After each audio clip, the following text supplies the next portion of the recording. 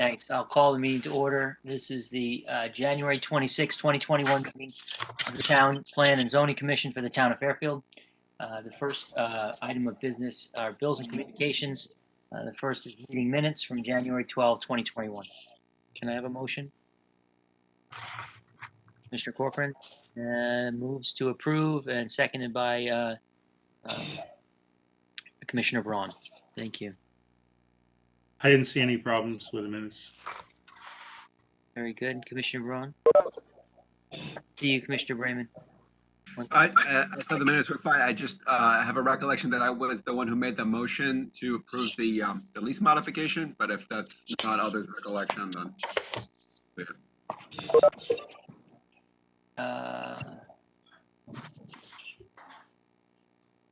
we can certainly, I'll check my notes on that. I don't have my meeting notes with me, but we will double check that. Yeah. thank you so much. Okay. Mr. Chair, Commissioner Noonan. I wasn't at the last meeting, but I listened to the entire fair recording, so I'm up to speed. Excellent. Thank you. I should have asked you about that. Okay. Anybody else have any comments or questions on the minutes? Okay. All in favor, say aye or raise your hand. Aye. Okay. Any opposed? Any abstentions? The minutes are adopted unanimously with the one proviso. Staff will go back and check the motion on the. Thank you. The next item on our agenda are new applications for recommendation to public hearing. The first is a zoning regulation amendment. It's application of 15 Umpqua Road LLC to amend various sections of our zoning regulations. And why don't we call this second one together? It's 15 Umpqua Road, special permit application of 15 Umpqua Road LLC pertaining to a mixed-use commercial residential development in the Center Design District. Okay, Mr. Chairman, these are companion applications. The first is a zone regulation amendment to modify certain sections of the Center Design Business District regulations, along with item B, which is a special permit application. 15 Umpqua Road is a property that fronts, it's a through property. It fronts on Umpqua Road just before the bridge going over the railroad tracks, but it's the property goes all the way through to Sanford Street.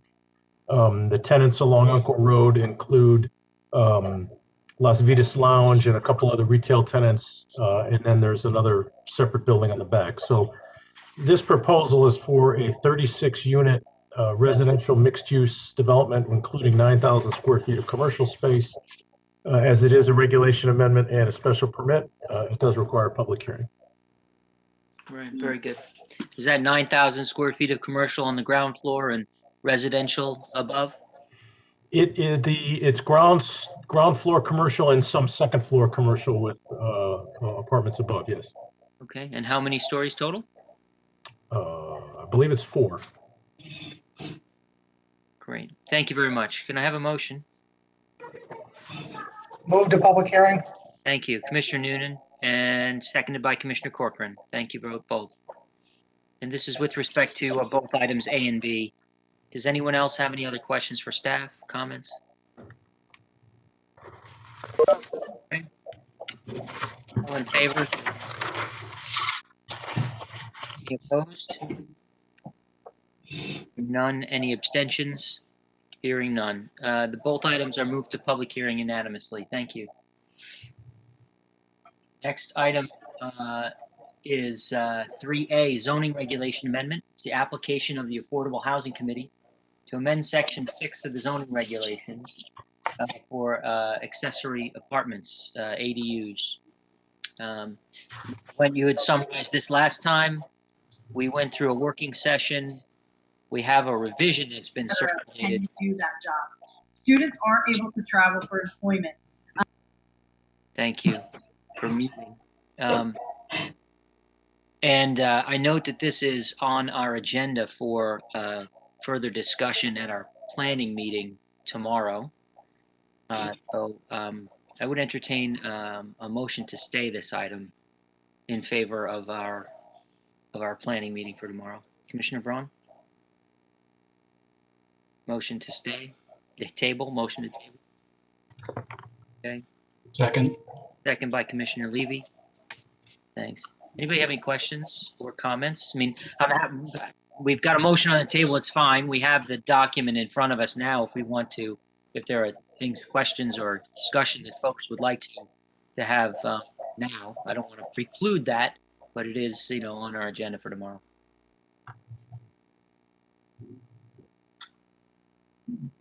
Okay. Hearing none, then all in favor, say aye or raise your hand. Aye. Any opposed? Any? The motion to next items are three. Call them together. We don't necessarily have to vote on them all together, but let's 3B, C, and D. Zoning regulation amendment, application of Primrose Development LLC to amend section 10 of the zoning regulations. 5545 Park Avenue, zone change application of Primrose Development to establish a designed residence district on land presently zoned R3.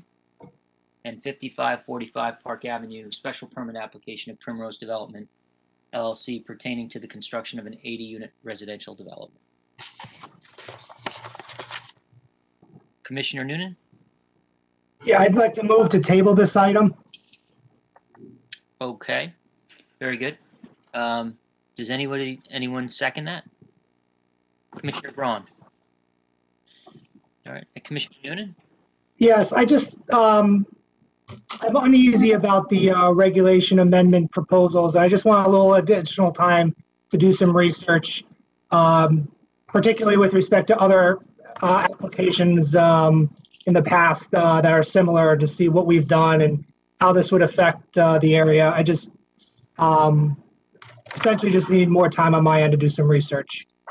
Mr. Wendt, can you just let us know here for the record what the timing is on these three? Sure. Yeah, we did note on the agenda you have until the 18th of March to act on these matters. So you're still well within the time frame if you need some more time to consider this matter. Yeah, that's plenty of time. So that's great. Commissioner Braun, go ahead. Unmute. Yeah, I'm concerned also with a global regulation change, because there's significant. I drove up and down the Merritt Parkway trying to find this site. There's significant other sites along the Merritt that are filled with green space. Some of it is owned by the state, but some of it is owned by the town or other people. And I'm concerned that the whole area could be subject to massive overdevelopment and basically destroy what green space we have left without having any wildlife surveys or analysis done. So I would like to do a little more study of that before we even consider such a global regulation change. Okay.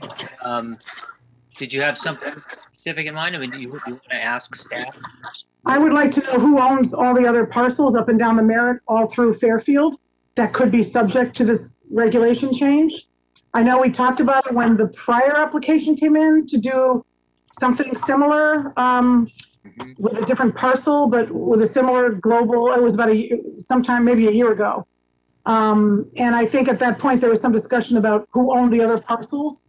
But there's significant green space. I think it borders on part of Lake Mohegan, maybe, or St. Mortar. I don't know. There's lots of open space all around that whole area. And I know one of the people who spoke at the last hearing mentioned that there is a wildlife corridor that connects the Cascades areas of Lake Mohegan with some of the other parcels of open space, including this one. I'd like to actually have a wildlife survey done before we even consider a global regulation change that could affect all that open space. And also what the state could do with the state land. I don't know what the state could do. I doubt they would do anything because it's on the Merritt. But I don't know how much of the land is the state land versus other land that could be developed. And that concerns me. If I may, Mr. Chairman, I can tell you that based on the parameters of the application in terms of the zone, there are two parcels. I've done a preliminary review, and I can certainly look into this in a little bit more detail and provide the commission a map. Our preliminary review reveals two other parcels. I need to interrupt you, Mr. Wen, first for a moment. I really need folks to mute if you're not speaking. We're getting a lot of feedback on the line. Thank you. Please continue, Mr. Wen. Sure. My initial review reveals two parcels other than the subject parcel that could potentially be eligible under the criteria of the regulations. One is the diocesan parcel adjacent to this piece, which currently houses Notre Dame High School in its fields. The other is a state-owned piece, as Commissioner Braun mentioned, which is currently the commuter parking lot on Jefferson Street. The other parcels are either less than 2 acres or not within the locational criteria set forth in the regulation, but I'm happy to provide a map and take a second look at that for the commission to confirm that. Okay, that's good. I mean, and I think that would be helpful. Commissioner Braun, you had mentioned some question about impact to wildlife and the like. How would we go about doing that? Is it possible, I realize it's not, I don't think any of the parcels, or maybe the smaller ones Mr. Wynn is talking about, are owned by the town as one of our 1,200 acres of passive open space.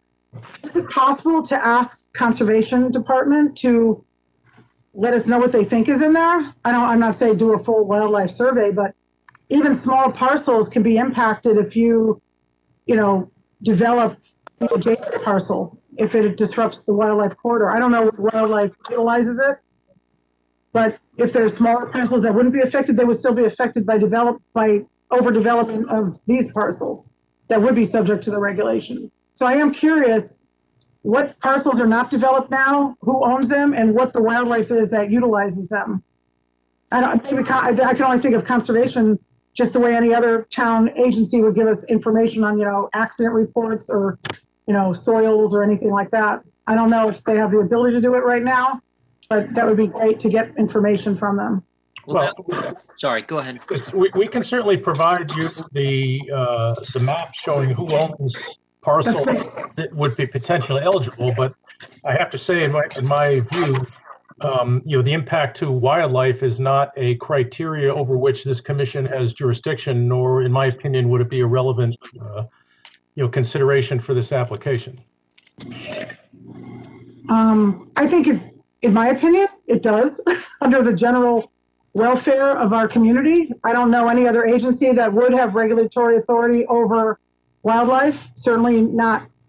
The Wetlands Agency only has authority to issue permits for wetlands. So I think while it hasn't been highlighted, I think it is something that we should consider. Because we're losing so much open space so rapidly and all that it provides, I do think we should consider it. That's just my opinion. I'll try to find a case for you next time. Yeah, I mean, I don't know that we need to overanalyze that. I mean, one of the things that we need to consider is the impact to the general health, welfare, and safety of the town. I mean, in a not so tangential way, environmental or wildlife and sort of well-being of our ecosystems and our wildlife, I think is part of general health, welfare, and safety of the town. And that's in both, in the regulation amendment as well as the zone change. But, so I think any maps or other information you can provide the parcels would be helpful. We don't know what kind of other information is available through other agencies, town agencies. So, Commissioner Braun, we're entitled to, now that we're considering it, to liaise with our own staff and other town agencies to, gather information and material and so forth. What I don't think we can do is request further studies and, legwork and add other evidence to the record that wasn't presented and, entered in that way during the public hearing.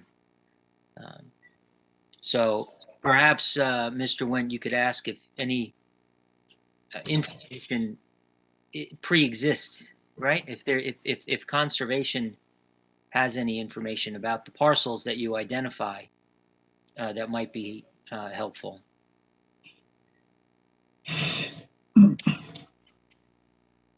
Okay.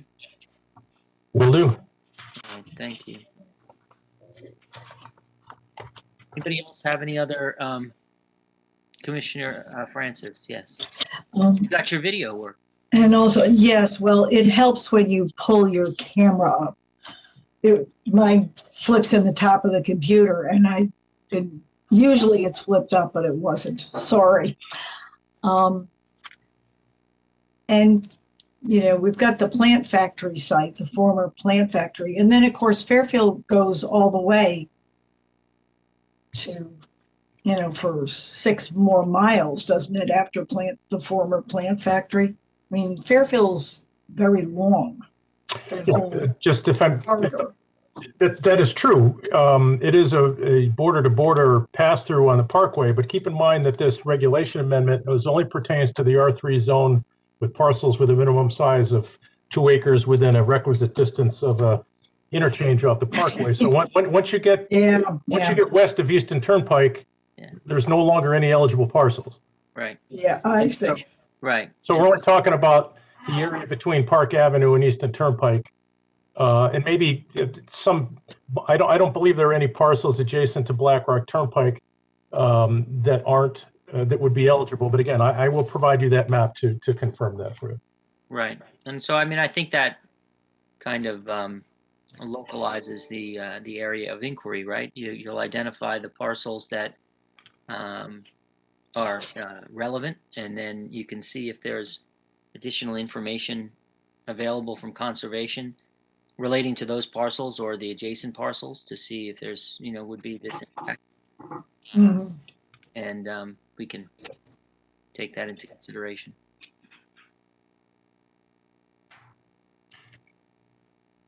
Okay. Anyone else? Okay. The motion is to table. I think I called all 3. We don't have to vote on all 3 separately, do we, Mr. Wendt? No, if there's a motion to table this in its totality, I think 1 vote would suffice. Excellent. All in favor, say aye or raise your hand, please. Okay. Any opposed?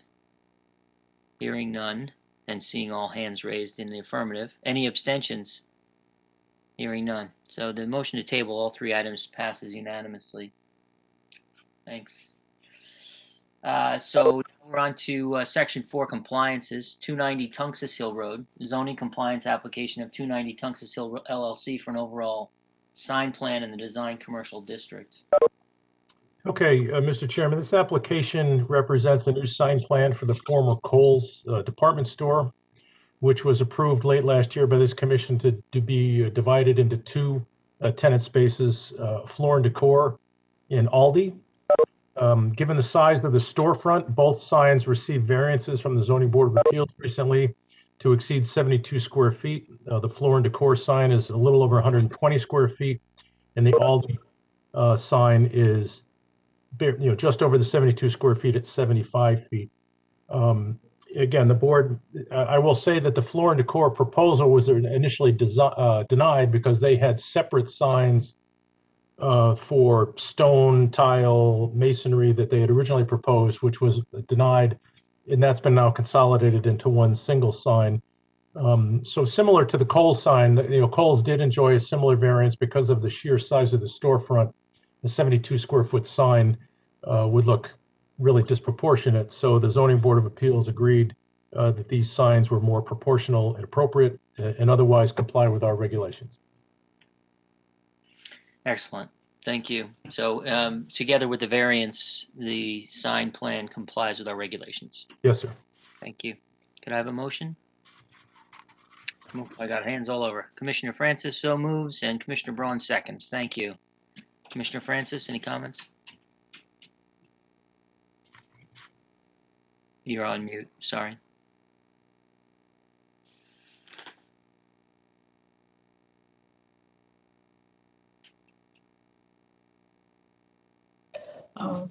No, I thought they looked in proportion to the size of the building, very attractive. It would be suitable. Okay, thank you. Anyone else?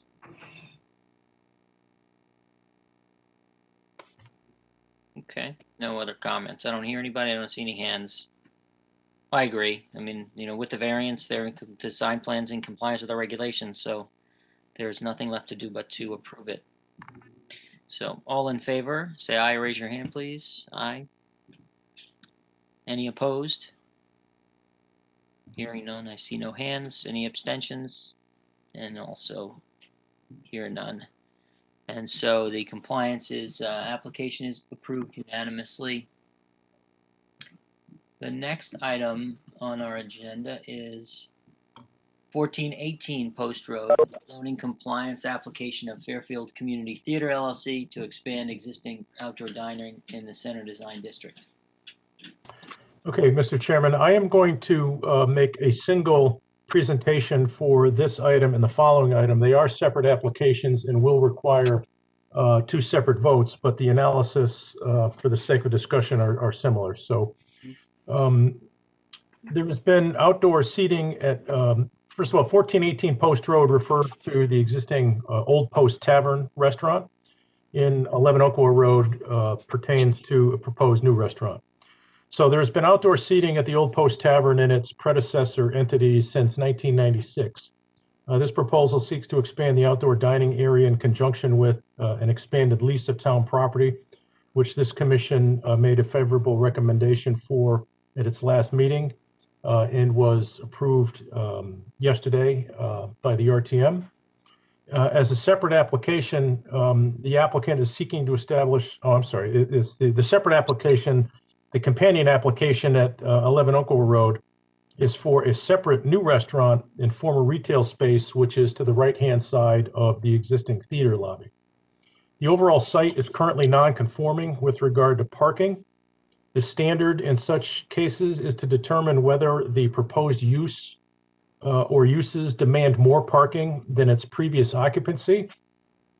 There is a detailed site plan in the link that was provided with your agenda that shows that the renovations of the community theater resulted in a seat count reduction of over 200 seats. And there was some utilization of former retail and office space that's now part of the theater operation, which reduces overall the parking demand for the theater by 50 parking spaces from its previous occupancy. The parking demand for the additional patio square footage in the new restaurant would require 36 spaces, 10 for the proposed patio at Old Post Tavern and 26 for the new restaurant.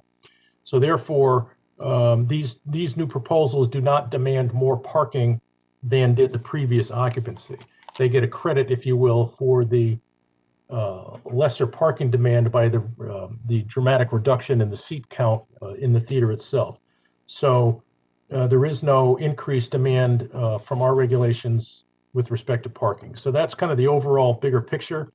I'm happy to answer any questions, but as these are two separate applications, you need to consider them separately. Okay, thank you very much. So the first is the 1418 Post Road. Can I have a motion on that item? Commissioner Braun moves to approve. Second by Commissioner Noonan. Thank you. Commissioner Braun. I have a question for Jim. Last time you pointed out that the number 11 is like a small portion, like around the curve a little bit, and 1418 is the larger portion in front of the tavern. But it's a combined application, or are they two separate? No, I'm sorry if I, Two separate addresses, one application. yeah, yes. All right, hang on one second. Let me get I gotta mute myself for a second. I'm looking at the site Stuff plan. like that. I'll be right back. And conceptually, I have a question which might be a little on a tangent, but as I recall, we used to always park going to the movies at the bank. Do we do shared parking now at all? I know that would only be in the evening, but do we ever do shared parking arrangements? So I assume most of the demand for parking for the restaurants would be after the bank is closed across Encore Road. If we didn't have enough parking, would that be something that could be done? Well, I'll answer that in a couple ways. Okay. Firstly, the analysis shows that there's actually a decrease in the parking Right. demand. Secondly, the area, the bank across the street, the parking strip that's between the bank and the post road is actually town, part of the state right of way. It's not on the bank's property. So that's public, that's available for the public to use. Interesting. I don't believe that there is any current prohibition that after banking hours that you're not permitted to park in that parking lot. None that I'm aware of. But the underlying premise here is that even in the absence of any available off-site parking, they're actually reducing their parking demand. So the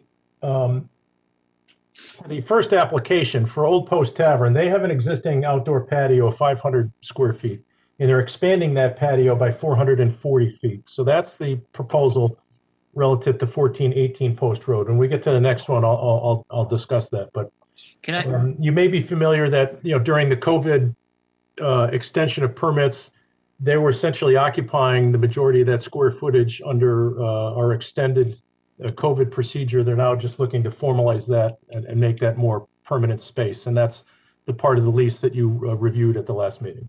Yeah. So a question there, and then I'll get back to you, Commissioner Braun. In the plans, it says that that area is proposed Cafe Monaco conversion. What? No, there's well, I don't know what sheet of the drawings you are. Oh, no. There's a different reference to it. Proposed post. I got it. Forget it. Commissioner Braun, go ahead. Yeah, thank you, Jim, so much for that. So clearly there's not a parking problem. I totally support this application. I was speaking conceptually. If there was one, I didn't know there was a public right to use the front of the bank. But let's say they did have to, could we have done something where the bank could provide parking in the evenings that could help solve the parking problem? Or would that not be something we could normally consider? Well, in restaurant applications overall, particularly in the downtown, it's not uncommon for restaurants to be non-compliant with respect to parking. In those applications that are required to go to the Zoning Board of Appeals, will often employ a mitigation strategy like you are suggesting. They have arrangements with other business entities that allow them to park on their facilities after a certain hour that mitigates against the increased parking demand. And that is generally what the Zoning Board of Appeals takes into consideration when they review such a variance. Kathy, when you're listening, could you mute? Because there's a lot of feedback. But when you're talking, obviously unmute. But when you're listening, just mute, please. So would we ever consider such an arrangement as a basis on which to approve a development that doesn't have enough parking? Do we do that? I'm not. We can, yes, you can. That our regulations do allow for adjoining commercial owners to share parking to the extent that the total number of parking spaces is available. The challenge typically is that many of the adjoiners are also non-conforming, so they don't have the total number of spaces. So it comes down to practical hours of use and that's generally been the history with downtown, that all of the users don't generally coincide with their peak demands for parking. So in my opinion, although this is an opinion that's debated hotly by others, that there generally is parking available downtown. It just may not be directly in front of the business you're looking to go to, but there's generally a fairly generous supply of parking downtown. But again, that's not the case here, and that their parking count works in their favor here. Thanks very much. Okay. Thank you. Anyone else have any questions or comments? This seems pretty straightforward to me.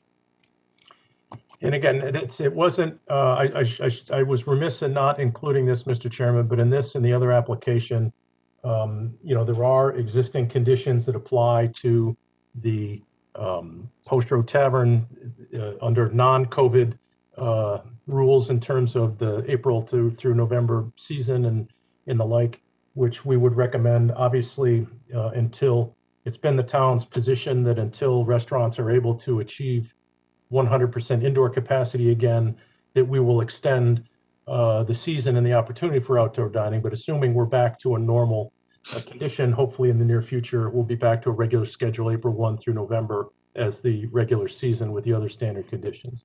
Right. So this would be to approve the compliance application on the condition that they join the list for annual recertification and comply with all the standard conditions that go along with that. Correct. The Old Post Tavern is presently on that list already. This would just give them a bigger footprint, and the next application would be added to the list, should you approve it. Okay, I'm satisfied with all that? Ready to vote? All those in favor say aye. Raise your hand. Aye.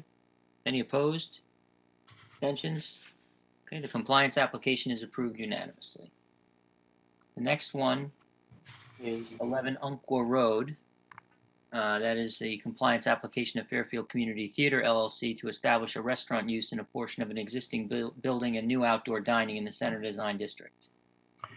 Again, Mr. Chairman, I'm not going to repeat the parking analysis I did for the previous application, but on that same plan, there is a dedication of 790 square feet of outdoor patio space, as well as some indoor space for a new restaurant. And this is a change of use application from former retail space to a restaurant use. And again, should you approve this, it would be, again, added to the annual recertification list for outdoor dining for the plan as shown. Can I have a motion with conditions as stated? Yeah, Commissioner Braun, so moved. Second by Commissioner Noonan. Thank you. Anyone have any questions or comments with respect to this application? Commissioner Francis. Does the new restaurant have a name yet? The proposed new restaurant, I believe, is called Cafe Monaco. Oh, okay. And this only goes as far as that yoga door?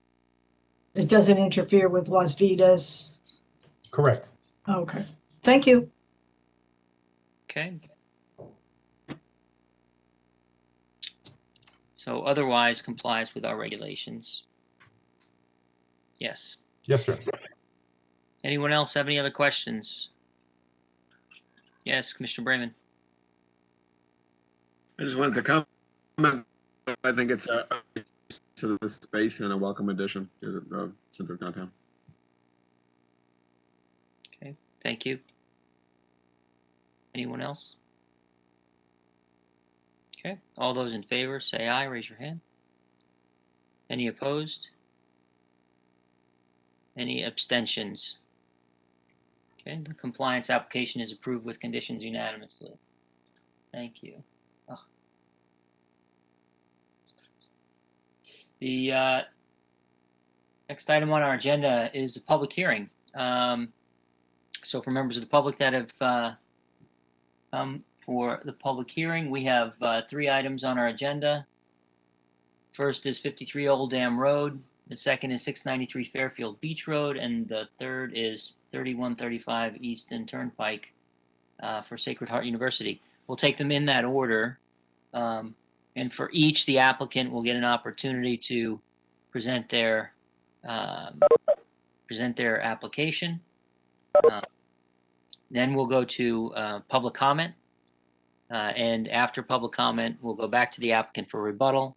And the applicant finishes their rebuttal. The public hearing for that item will be closed. If you'd like to sign up to be recognized for public comment at any time, just use the chat feature on the lower right-hand corner of the screen. And Emmeline will cue you up.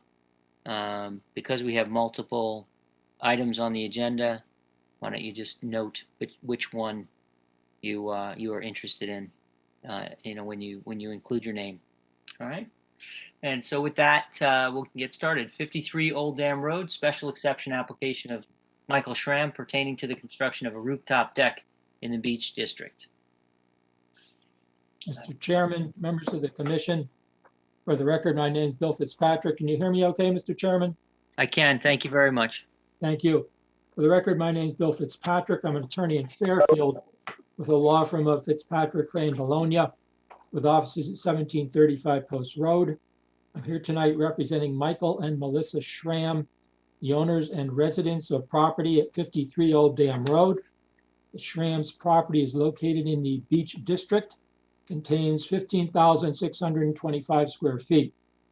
This property fronts directly on Pine Creek on the south, was purchased by my clients early last year. On purchasing, my clients looked to construct some improvements. Part of the proposed renovation is the construction of a rooftop deck. The relevant section of the zoning regulations pertaining to a rooftop deck, which requires a special exception only in the Beach District, is section 11.8 of the Beach District regulations, which states, subject to securing a special exception from the Town Plan and Zoning Commission in accordance with section 27, rooftop decks may be permitted except that the total area of all decks shall not exceed 50% of the area of any such roof. The survey and plans submitted confirm that even with the inclusion of the stairway area as part of the deck, the proposed rooftop deck is less than 50% of the total floor area. The deck and stairway total 573 square feet, while the remainder of the upper roof is 671 square feet. Therefore, the deck and stairway are 46% of the upper roof, less than the 50% threshold. The design of the rooftop deck is consistent with the type of rooftop decks found in the Beach District. Commission can also take notice of the fact that the homes on Old Dam are not as closely built as closely together as they are on Fairfield Beach Road, making the construction of a rooftop deck of little impact on the neighboring property owners. The approval of this rooftop deck application permits the applicants the fair and reasonable use of their property in a manner consistent with the Beach District regulations and with virtually no impact on any neighboring property owners. For the reasons I've outlined, I'd request this application be approved. I'd be happy to answer any questions the commission may have. All right, thank you very much. Any member of the commission have any questions for Mr. Fitzpatrick? This seems like a fairly straightforward application, Mr. Fitzpatrick. This complies in all other respects with our regulations, correct?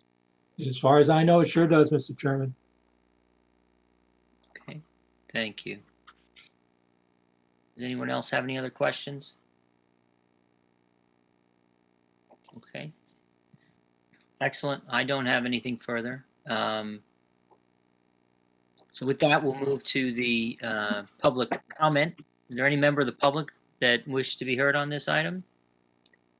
I'm looking in the chat and I don't see anyone on that. I see a couple of people signed up for the CHU proposal.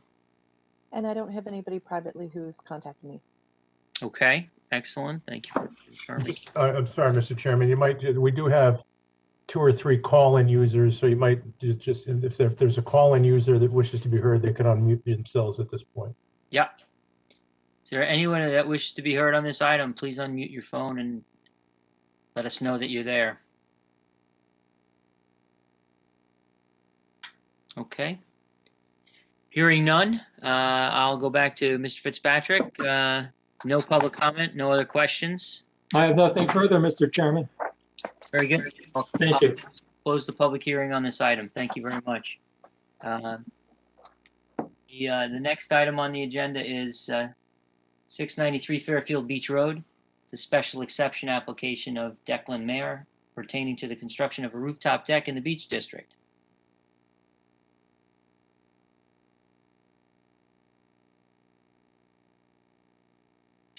who is on this application? The applicant is in the room. He's muted and his camera is off at the moment. So, there you are. There, here he comes. We can't hear you, Declan. You're still muted.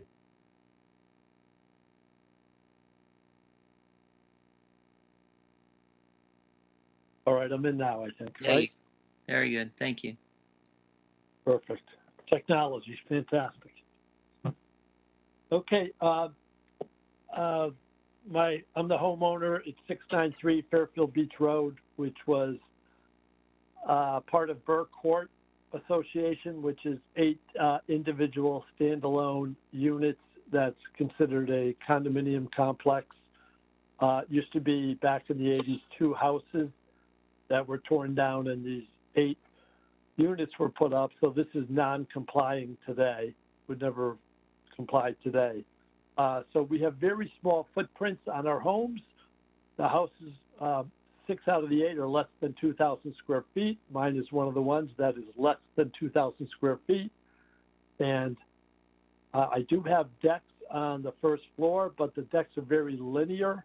In other words, they're long, but they're only about 5 feet wide. So makes dinner a challenge. It's like eating at a diner. And we're doing some work on top of the house, which has been approved, and would like to put a deck up on top there, which we will utilize also for some of the air conditioning and possibly a Generac generator units up on top of that roof as well, because we're short on space around the homes because of the small lot size for 8 homes. And these aren't McMansions. The deck will be less than 50% of the total size of the roof line, and it is also in compliance with the height requirements that exist. So it's kind of a straightforward thing. I don't know if you received or have copies, but I got letters of support from all my surrounding neighbors, and also one step out from the surrounding, because this will not block anyone's view. No one's really opposed to it. Everyone's in favor of it, and they're all okay with it. So I have, I think it's 9 or 10 letters that I also put in for the first part of the application and then for this application as well. Thanks. Mr. Wendt, I don't see that in the packet. I don't believe we have those. I think the applicant may be referring to letter. Was there a zoning board of appeals proceeding for this as well? Yes. Okay. So those are. I think it was, if I'm not mistaken, and the applicant can certainly correct me, is there's a portion of the 3rd floor of this that has a height above 7 feet. Is that correct?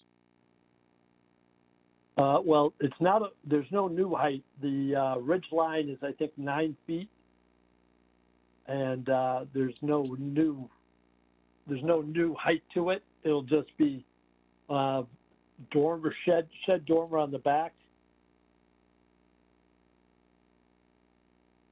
and there's 2 dog shed dormers that already exist, and they'll just be redone and widened, but no new height whatsoever.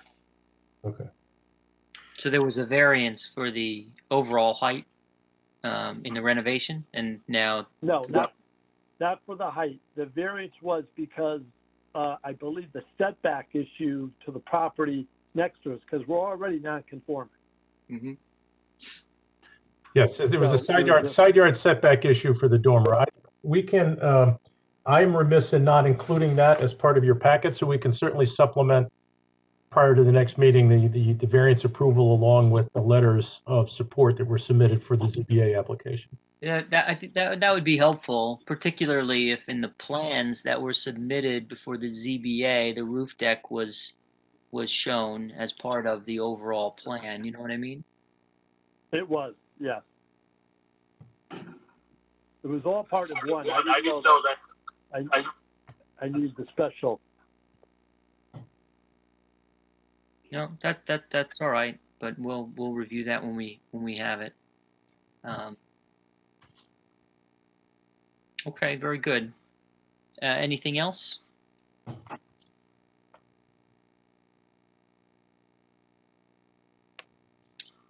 Okay, any commissioners have any questions for the applicant? Other than what we've heard? Okay, I don't hear anyone and I don't see any hands going up. So, Mr. Mehar, thank you very much. It would be your rebuttal, but there's nothing for you to rebut. So, it's all the same to you. I'll close the public hearing on this item. Very good. All right. Thank you very much. The next item on our agenda is 3135 Easton Turnpike, special exception application of Sacred Heart University pertaining to the construction of a hockey arena in the Design Research District, the R3 zone. This matter was continued from December 8th, 2020. We have had a number of public comments that have been filed since then that are in the record that we all have. I think Mr. Fitzpatrick, you have some additional remarks that you'd like to make. You it's a very brief summary, introduction, just to reorient us all to the application.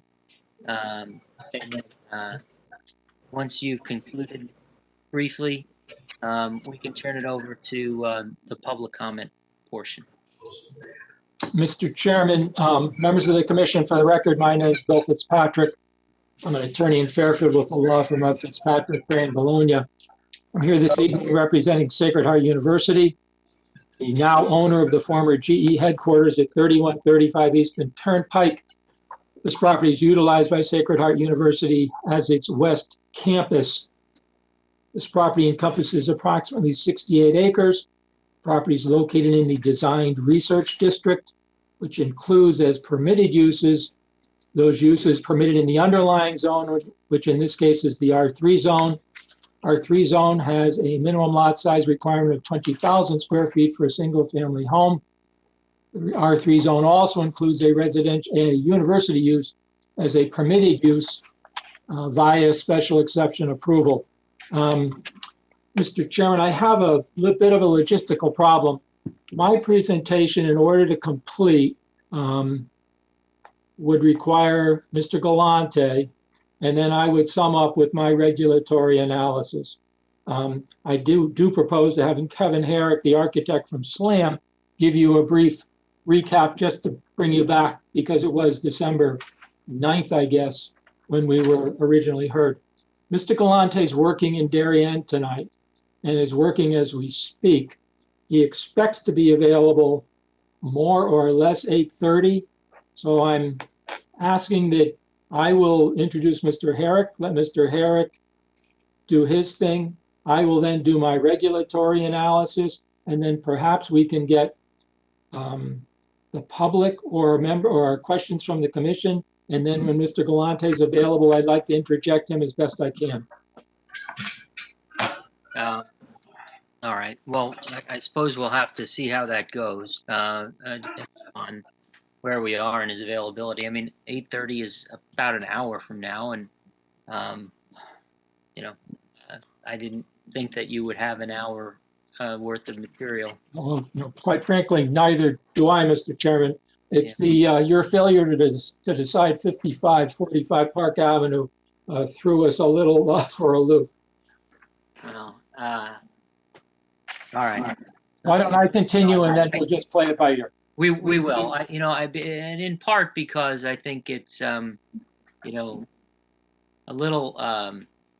unfair for the public to say that we want them to comment before we have the complete record for the applicant. But let's see where we go here. Okay. At this point, Mr. Chairman, I'd like to introduce Mr. Kevin Harrick. Kevin is an architect with the SLAM Collaborative, is the head of SLAM's education practice section. The SLAM Collaborative has offices in Glastonbury, Connecticut. Kevin. Thank you, Mr. Chairman. Can you hear me okay? Yeah, you're a little low volume, but I can hear you. Okay, so I should be sharing my screen as well. Can you confirm that for me? I can see it. I can also see you're not in Yeah, I'm gonna move- presentation mode. We can see your notes in all of the. Yeah, we don't want you to see my notes there, do we? Let me flip my screens now. Yeah. Unfortunately, you can't do that in advance until after you start sharing. Okay, so let's begin. This is probably only going to be about 5 minutes in a recap of what we did last month, but it's an important project, and so we want to make sure some of these things are fresh in our minds. So to begin with a few fast facts, the arena is about 122,580 square feet. It's expected to seat 3,621, and that's including the 500 standing room onlys. And then relative to parking, the current design that's in front of you shows 759 spaces. 610 of them are indoor and reside in the east and west building, as you can see in the top part of your screen. I think just as important to the quantitative side is the qualitative side. And for those of you that have been up to West Campus, the former GE World headquarters, certainly is a world-class facility, and it's expected that the new arena will be following suit and is certainly planned to be a premium building. The facility is planned to elevate the fan experience for both students and spectators.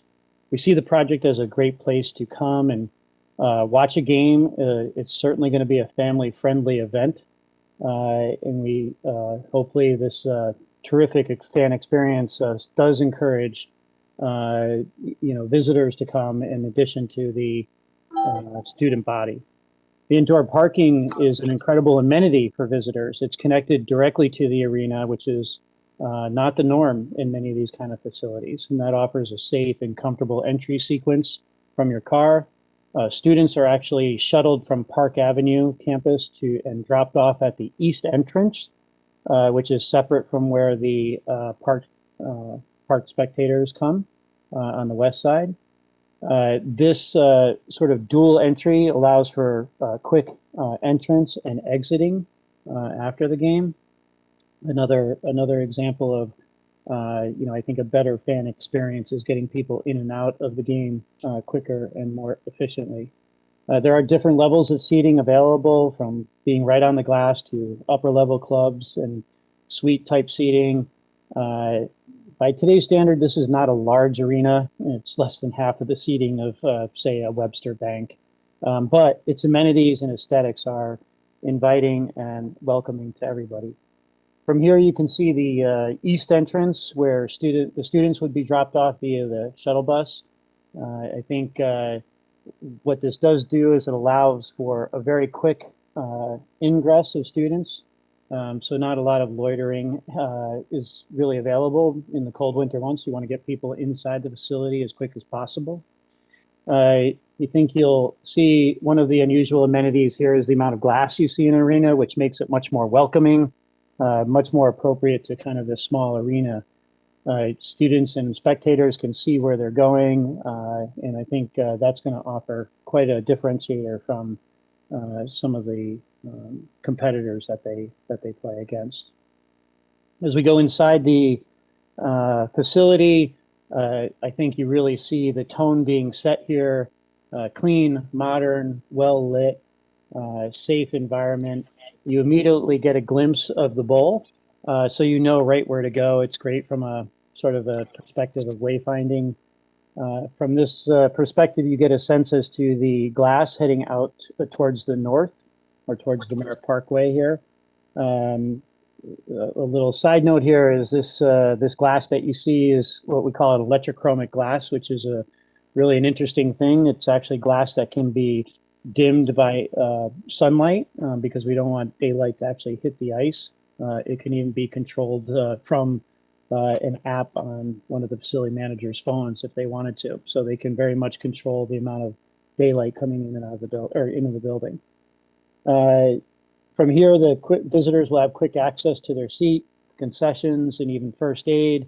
People are looking to head to the lower levels for team rooms and locker rooms, and the fitness center actually go right down that door you see in the foreground.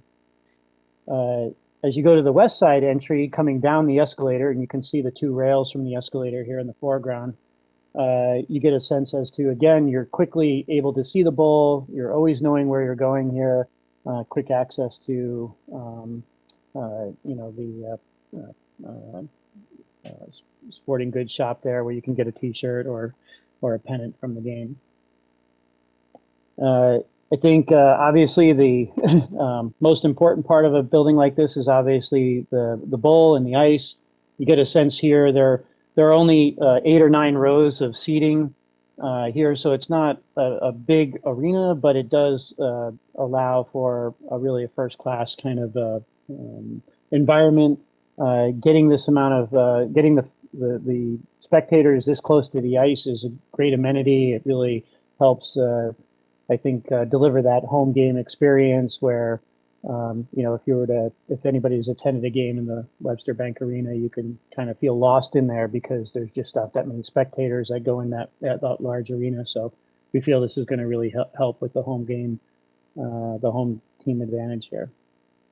You get a sense as to the I'd say about a little less than half of the arena does have some suites above it and some club seating you see in the upper corner, as opposed to the other half of the arena is actually open to the windows to the left.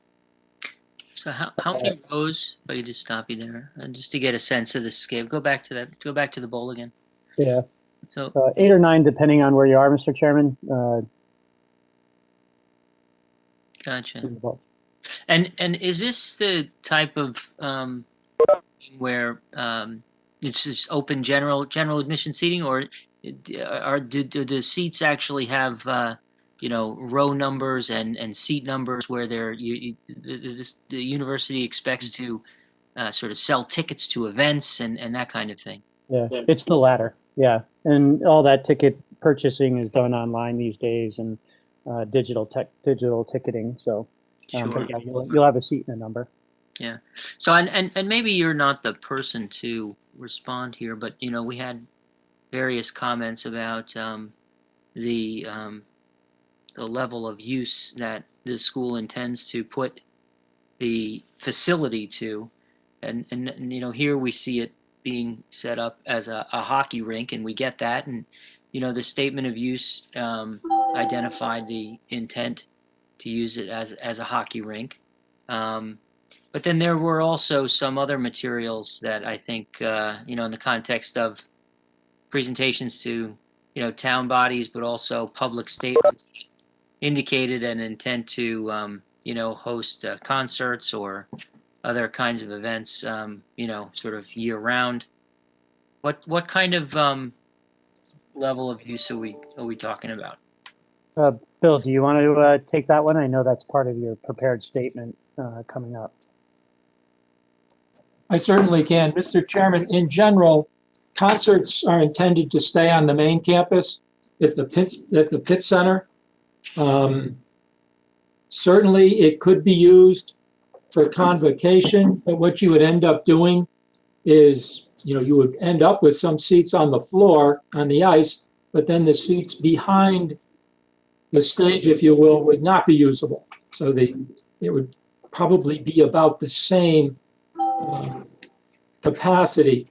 It's unlikely there will be any theater because the Sacred Heart is participating in the community theater renovation and will utilize that spot for theater events.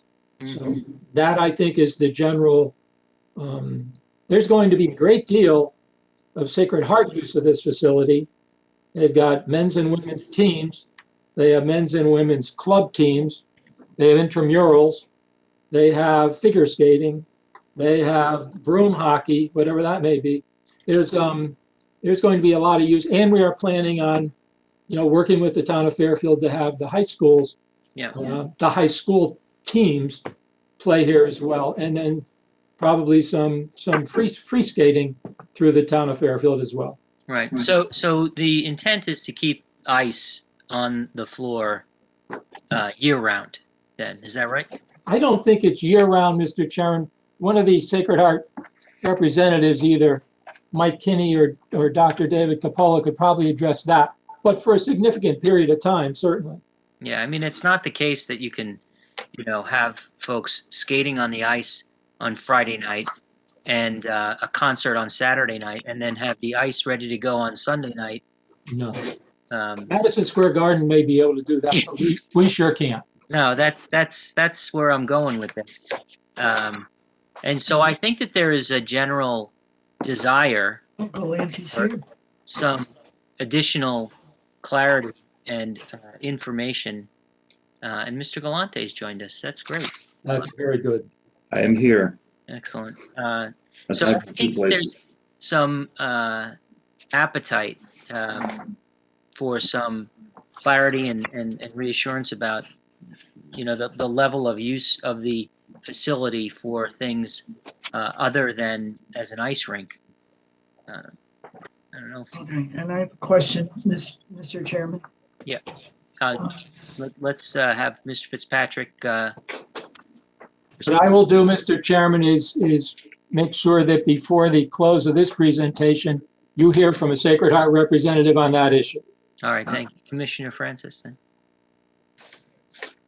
I wondered if he's going to address how Sacred Heart plans to share the ice time with the town. To what extent, is that going to be in his presentation? The Sacred Heart rep can speak to that issue as well. The fact of the matter is the details have not been completely worked out. We're still 18 months from completion of the building, and we need to see just what the demands are for the different teams at that point in time. But certainly, as you saw from the letter from Anthony Calabrese of the Recreation Department, there have been ongoing discussions, and everybody's excited about moving forward in a positive direction. Yes. Yeah. Okay. Very good. Well, let's thank you for having someone make sure that they give us some additional information. I will. So picking up from there, as a reminder from the public view, you can see that the arena, if you actually could see it from this view, would be inside the red ellipse. But the berm landscape along the Eastern Turnpike continues, offering a buffer from the West Campus to the road. As a reminder, the arena roof height is 35 feet below the height of the existing east building. So it would be just over the berm inside the red area. If you climbed up on top of the hill, you would be able to see it in this model. Here's a better section view to discuss the height. You can see here how the arena is tucked into the hill, therefore getting it down 35 feet below the east building or 44 feet below the west building height. I think last time we were here, we had a little bit of a question about the view from the Merritt, and we did a little math. Since then, the amount of glass that you see in the arena is very similar to the amount of the glass that you see in the east building 3 stories.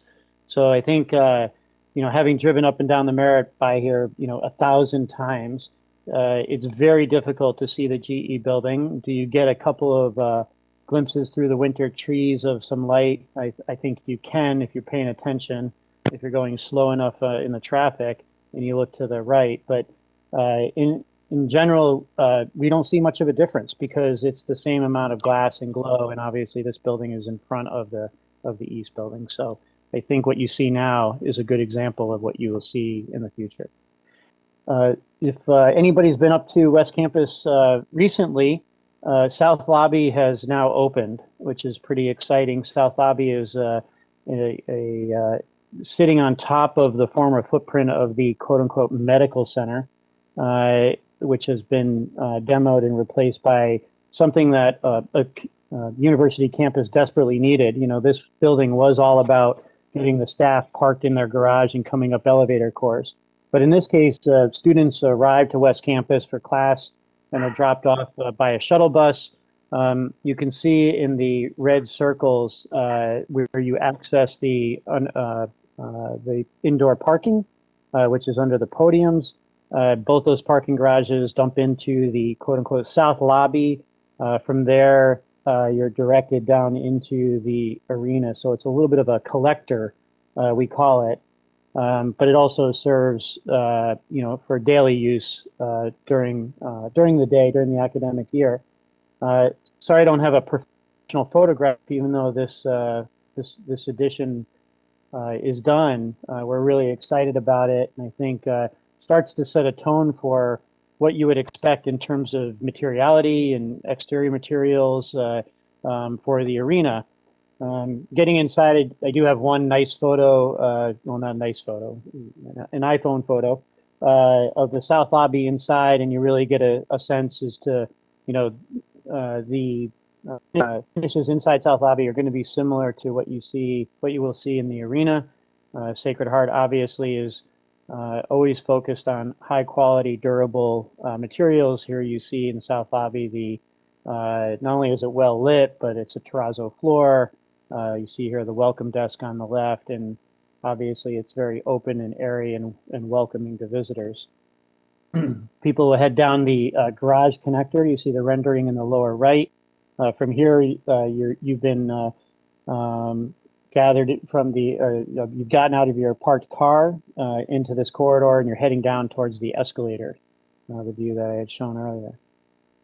There are a couple of points of interest that had come to mind and come up over the last 30 days or so.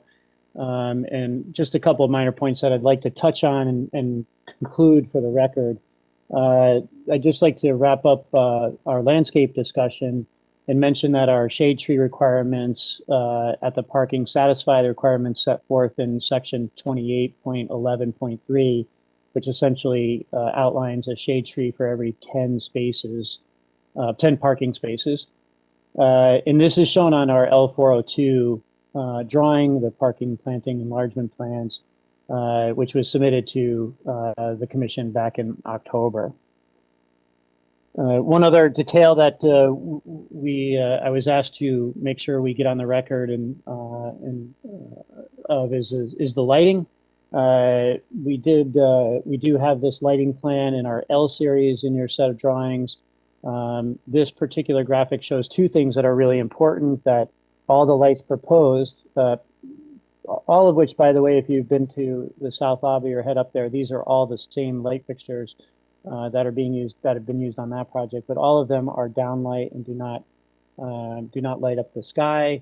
If there was concern of artificial light spilling over the property line or light pollution upwards in the night sky, you can see that all the fixtures are downlights and that all the new lighting resides in the construction limit line far from any of the property lines. So you can see the lighting, which I took the liberty of sort of drawing blue and red squares around to demonstrate that they're all the new lighting is very close to the building and certainly far from the property line. So with that, I'm glad to hear that Mr. Galante has shown up, but before he goes, I'm going to turn it back to Attorney Fitzpatrick to transition.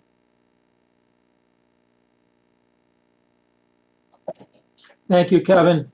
Mr. Chairman, at this point, I'd like to introduce Mr. Michael Galante to outline the traffic report, which has been submitted to the commission. Mr. Galante is a principal of Frederick B. Clark Associates. Now he's got a new name, Hardesty in Hanover, LLC. Michael. Good evening, everyone. Mike Galante, Hardesty in Hanover. We actually retired the Clark name back on January 1st after 72 years. And I wasn't there that long, but I've been there a long time. If I may, and thanks for indulging me, as you probably have guessed, I'm trying to be in Darien at the same time. And when I heard we were on early here in Fairfield, I was able to switch from Darien to here, but I do need to go back to Darien. They will be waiting for me. What I'd like to do tonight is really just kind of summarize a very detailed traffic report. The graphics, the tables, the charts that you will see here tonight are in the report, and I just pull out certain ones to highlight the process. Emily, could you go back one by any chance? Yes, that's the one. A little bit higher. Thank you. We conducted all our turning movement counts and machine counts back in February of 2019. As you can guess, it was before the pandemic, so these volumes are actual conditions found on the roads on weekends, Fridays and Saturday evenings, and there were no adjustments that were necessary to, adjust for a pandemic, which is kind of the new world of the traffic engineering profession. But what we did is we collected traffic data for Friday and Saturday evenings, which would be the busiest time. And we're focused on a hockey game, men's and women. And I'll go through the process of what we did. But we collected this data, very specific times, but we have data for 24 hours a day for multiple days, weekends and weekdays. And we focused on 6 intersections in the study area, generally along Jefferson Street at 59 in the site driveway, the West Campus. Jefferson Street at the Merritt Parkway northbound ramps, which is exit 46. At the Sacred Heart main campus exit drive, if you will, coming out of the campus. The Park Avenue intersection and the main driveway to the campus off the Park Avenue. And back on Route 59, we collected data and analyzed the Congress Street intersection on the other side of the Parkway overpass to track traffic going southbound on the Merritt Parkway. Next slide, Emmeline, please. What we did first, as part of the traffic counting program, we installed lots of machine counters on the roads near the site itself. On Route 59, Jefferson Street, we collected data from DOT, which collects a similar type of data. And we always do a comparison to make sure we're right on target as far as our turn movement counts. This is an analysis of a hockey game, and we're focused on a hockey game at full capacity, which I'll touch on in a minute. But this is a Friday evening traffic count, if you will, for an entire day. And the highlighted yellow is the 6 to 7 p.m. at night, which is the peak time for arrivals for a game. And we focus on that time period, and we do a worst case scenario. One, we assume all the traffic for the hockey game arrives during that 1 hour. The reality is someone's will come in before 6 o'clock at maybe 20 to 6 or quarter to 6. Someone will come in after the game starts, certainly after 7 p.m. But this chart shows the pattern of traffic generally near the site itself, and I'll skip the morning peak, but there's clearly a morning peak on the graph on the left side, which is the commuter peak. Then as you go to the right on the pattern, you'll see the 3 o'clock, which is a peak in the area, which is somewhat related to the Sacred Heart traffic for classes and so on in and out of this campus and the main campus. And you'll go across to the yellow bar, which is at the 6 to 7 p.m. And the reason for this graphic and the next couple of graphics is really to show, and I know there was some concern from residents, there's a lot of traffic on the roads and so on, and there is traffic on these roads. I'm not going to say there is not. But the focus of this traffic study and the time period is very important because the start of a game is after the peak or after the commuter peak. In this case, keep in mind, it's a Friday evening. Friday evening quite busy as far as people going home on the Merritt Parkway, going away for the weekend, whatever it might be. And again, this is pre-pandemic, so there's no influence here with that current condition that we're all experiencing. But you'll see from the patterns, in the green line on top is the two-way volume on the road. Then you have the blue and the red, which is directional. But it clearly shows traffic on this road, which is Jefferson Street near the site, is clearly dropping off after the commuter peak when we plan on introducing the traffic for the hockey game. So that's the purpose of this graph. And this follows the same pattern on Jefferson, on Route 59, and so on in the study area itself. You can go to the next one, if you don't mind.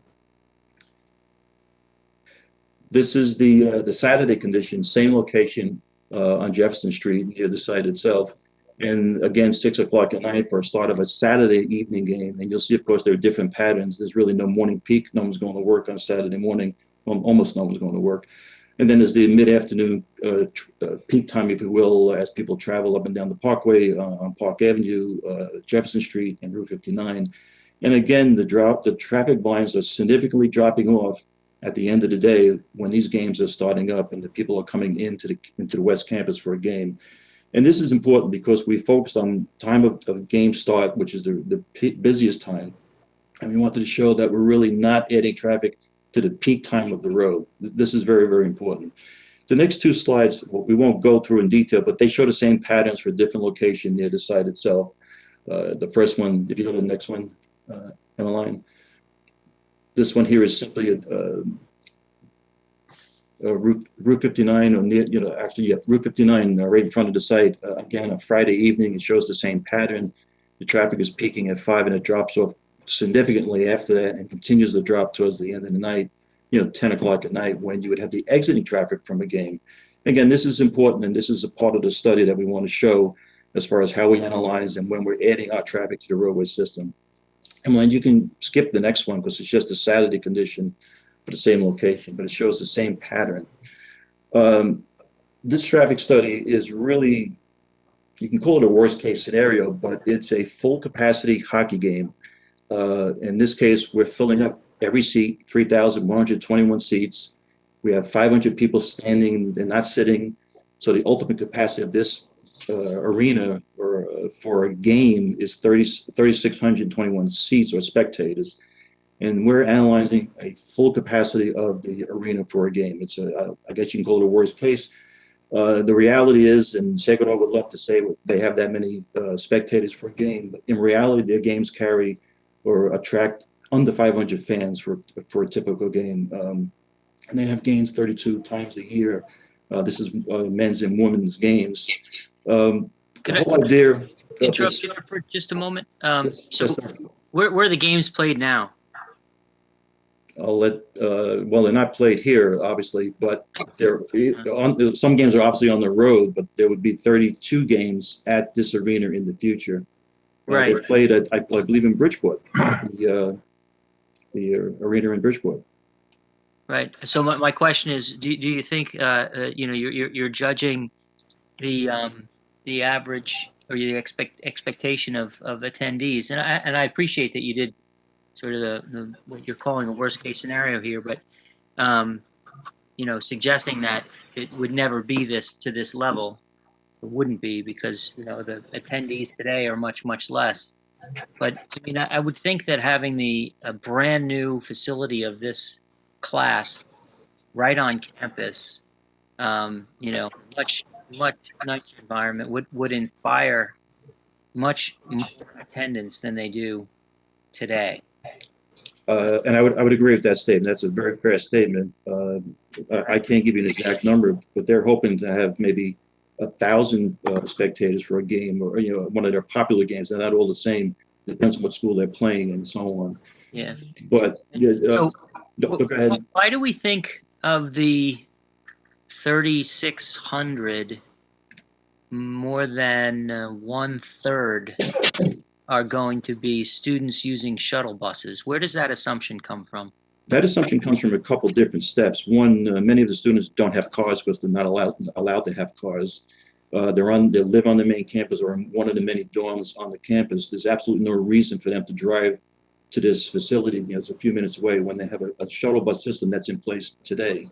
You'll see those buses running on roads near this campus itself. You see them in the center of town, but they'll bring students to and from the main campus to the west campus. They use that for classes today, and there's no reason why we don't expect that to happen in the future. Those estimates, the 1,250, is really based on the number of students living on campus that would attend a game.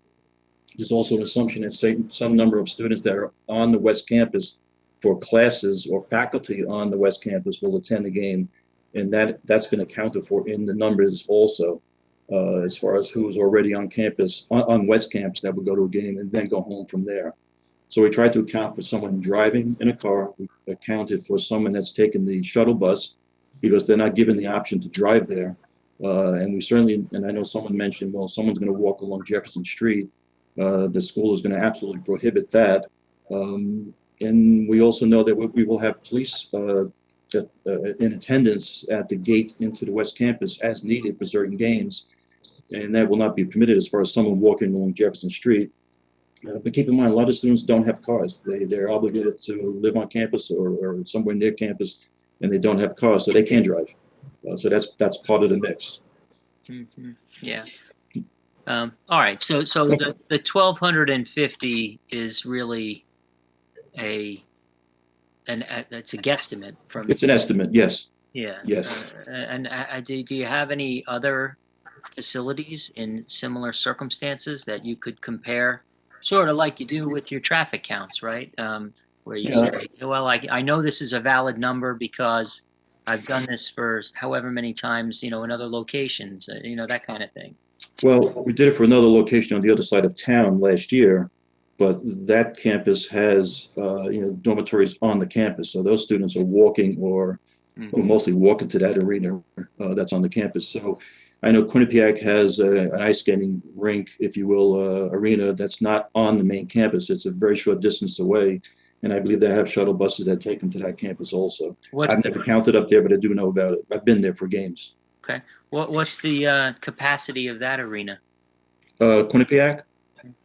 I don't know. 36. I don't know offhand. I think I heard. I think Yeah, Commissioner, this is Mark Izzo from Sacred Heart University. Roughly 3,600. I can look it up exactly. So it's a similar profile. Correct. To this rink. All right. And keep in mind the number of seats that are selected for these arenas is for the championship game, for example. It's not for an every weekend type of game situation. Well, no, I realize that as well. Different games are going to have a different composite mix of even visitors. Right? I mean, correct. Some schools just a lot more fans that are going to follow their teams and that kind of thing. That's correct. And so, I'd be curious to understand when did Quinnipiac's rink? When was that built? I believe 13 years ago. Okay. Longer than I thought. So there's got to be some data points that we can pull from. Well, for example, some of the data that we obtained through Connecticut DOT in reference to other arenas in the state, Quinnipiac being one of them, was that it's appropriate to assume 2.5 people per car. And that's what we've assumed here. And we assume that same breakdown at the university on the other side of town. The same 2.5 people per car, and that's what DOT and Oster agreed to and approved, as well as this commission, actually. Mm-hmm. Okay, so you're taking the 3,600 spectators, you're reducing that number by 1,250 for students that you expect to be on shuttle buses, and Yes. then dividing the result by 2.5 people that you expect to be in each car to get the number of cars that are going to come into the site. Correct. And then we also assume some number of students and faculty are at the West Campus. For example, on a Friday, it's 350 people. On a Saturday, it's only about 100 people, because Saturday, of course, will not have the same load as far as classes and activities at the West Campus. So we tried to take that into account also. The shuttle buses, it's not 36 buses driving down Jefferson Street. It's probably 4 buses doing a continuous loop. It's a short ride back between the main campus and the West Campus. So one bus would make that loop multiple times at the beginning or just before the beginning of a game, certainly the peak hour before the game. And that bus would run during the game itself, because let's face it, not every student or spectator or whatever that is going to stay for the entire game. They may go back to the main campus, at second period, for example. So there will be a bus to take them back to the campus. That's to make sure that no one's walking, which was some residents' concern. Okay. So we've accounted for that. Did you do any other types of analysis for other types of events, like a concert or the use of the facility for another purpose? Well, I don't think there'll be any concerts. I think that's going to stay on the main campus if there are any. We use the hockey game for the men, actually, because it's the biggest draw, if you will, as far as spectators. Yeah, and that's why we analyzed it. and I totally get that, and I realize that this is potentially outside of the mandate that you were provided, but I want to be clear about it. Did you look at any other implications of using the facility for another purpose other than a hockey? No, we have not, but our discussions internally were, none of the other activities that may occur during the day or a Saturday morning, the numbers would be significantly lower. And someone from the school could give you some numbers, but it might be 100 people, for example. So as far as that level of people translated into traffic and the impact on the area roads would be insignificant. Well, it could. We didn't analyze it in detail, no. It could. Maybe I'm dating myself, but if the university decided to host the Foo Fighters, we might have lines around the block. And I heard about that. Okay. There are many different uses that one could envision, and I'm not suggesting any underhanded purpose, but one could envision, the facility being used for purposes that would have a very large draw, a big crowd, And might be at different times during the day, might be, a nighttime event or, whatever. But the short answer to the question is that you didn't look at any other uses. You analyzed the hockey game the way that, we have it here on the screen. That's correct. That's correct. All right. Okay. Emmeline, next Questions that I had about the assumptions and such. Let me just ask the other commissioners if anyone else has any other questions relating to your the foundational elements of your assessment and before we move on. And I can't see because we're sharing screen, so I can't see other commissioners. So if you want to chime in, let me know. Okay. Okay.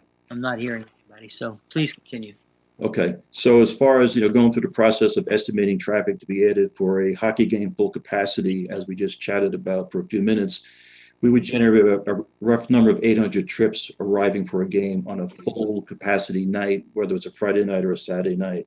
Our analysis focused in great detail on Friday evenings because the volume was higher. The Saturday volumes during the same time period are much lower.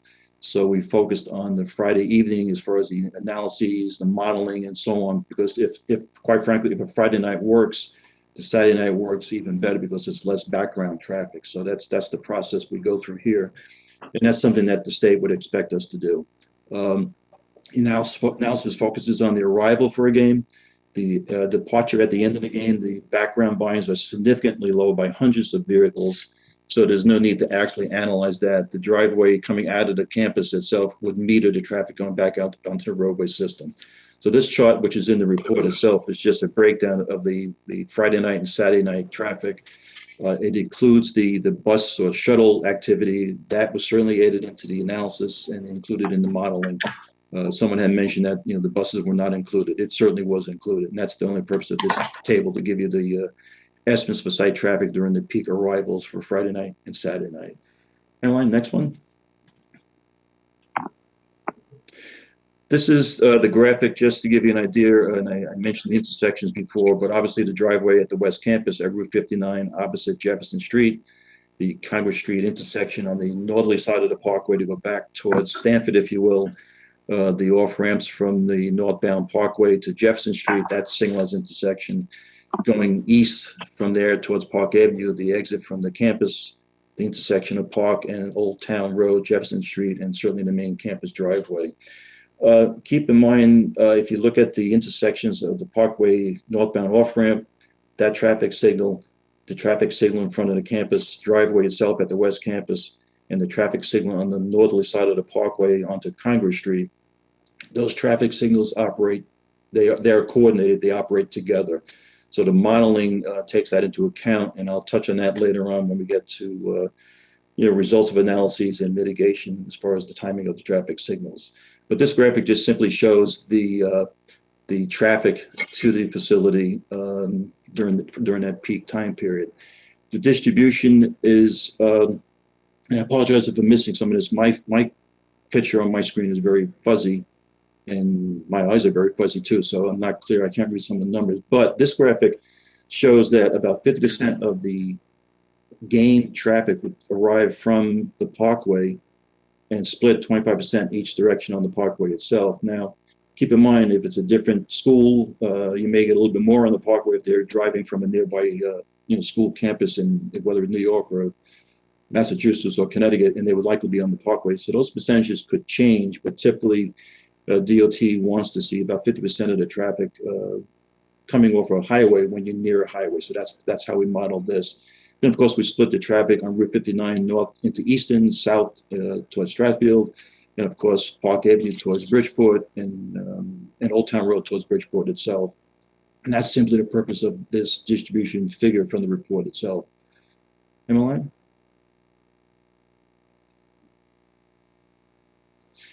This graphic just simply shows the traffic by movement in the study area intersections. Again, it's the 800 trips spread out to different intersections, interchange ramps, and so on. This traffic is added to a background traffic. If we take our 2019 traffic volumes, we increase it by 0.6% per year, which is a growth rate for Fairfield for the last couple of years, actually. We take into account one residential development that's on Park Avenue near the Merritt Parkway exit 47. At that point in time, we used 99 units. As we know, it's now 80 units, but that is in the mix as far as the activity, as far as other developments in this mix. And then we had our site traffic for the game on top of a 2022 design year. And then we now have build traffic volumes for a Friday night and a Saturday night. Of course, the Saturday night volumes are different because it's a Saturday night actual condition as far as traffic data from traffic counts. And then you can skip actually the next one, Emily, if you don't mind. This just simply shows the build traffic volumes. And then the next table is the level service table. And what I tried to do here, the table in the report is much more complex, a lot more information. I simply tried to summarize it by the intersections. And it gives you the 4 intersections. The analysis in the report focuses on 6 intersections. These 4 intersections are the signalized intersections where we talk about modifying traffic signal timing to accommodate a game night. And in this case, it's a Friday night game night because the Saturday night game night doesn't have the same impacts because the background traffic is much lower. I will not go through all the results of the analyses, but I tried to highlight the overall levels of service for each intersection for the Friday night games. And what we try to do is have levels of service that are D or better. And there's nothing in here that's level of service E or F. We have one condition at the main driveway at the Friday night game arrival where we have a long delay on one of the movements into the driveway, which would absolutely make sense. We modified the timing of that traffic signal, which is absolutely permitted by Connecticut DOT. And we were able to minimize that delay and eliminate that concern. Someone said in a letter that I read that we were telling everyone that we had an undesirable condition or an unacceptable condition. That statement is not correct because we are addressing it, but the timing change at the traffic signal. And keep in mind, if we change the timing at that one intersection at the site driveway, at the West Campus driveway, we need to look at the other intersections that I mentioned before that are coordinated with this intersection because the signals work together. And we make timing adjustments as necessary. And the entire model has to work, in this case, with 3 signalized intersections. It's no different than the Black Rock Turnpike at exit 44 in the Parkway, where you have 4 signalized intersections that we worked on a long time ago. But that actually works quite well and accommodates all the movements, and they're all synchronized, and you move traffic through that ramp system, if you will. This area by the West Campus is really no different. It's just one less signalized intersection. So in the end, and without going through great detail, but the analysis shows that for the peak arrival for a game on a Friday night, and again for a Saturday night with lower background traffic volumes, we can accommodate this traffic. And the key is that we're adding this traffic to the system when the traffic volumes in the background condition are dropping off significantly after the so-called peak on a Friday night, and a Saturday night doesn't really have a peak because you don't have the same traffic, coming home from work.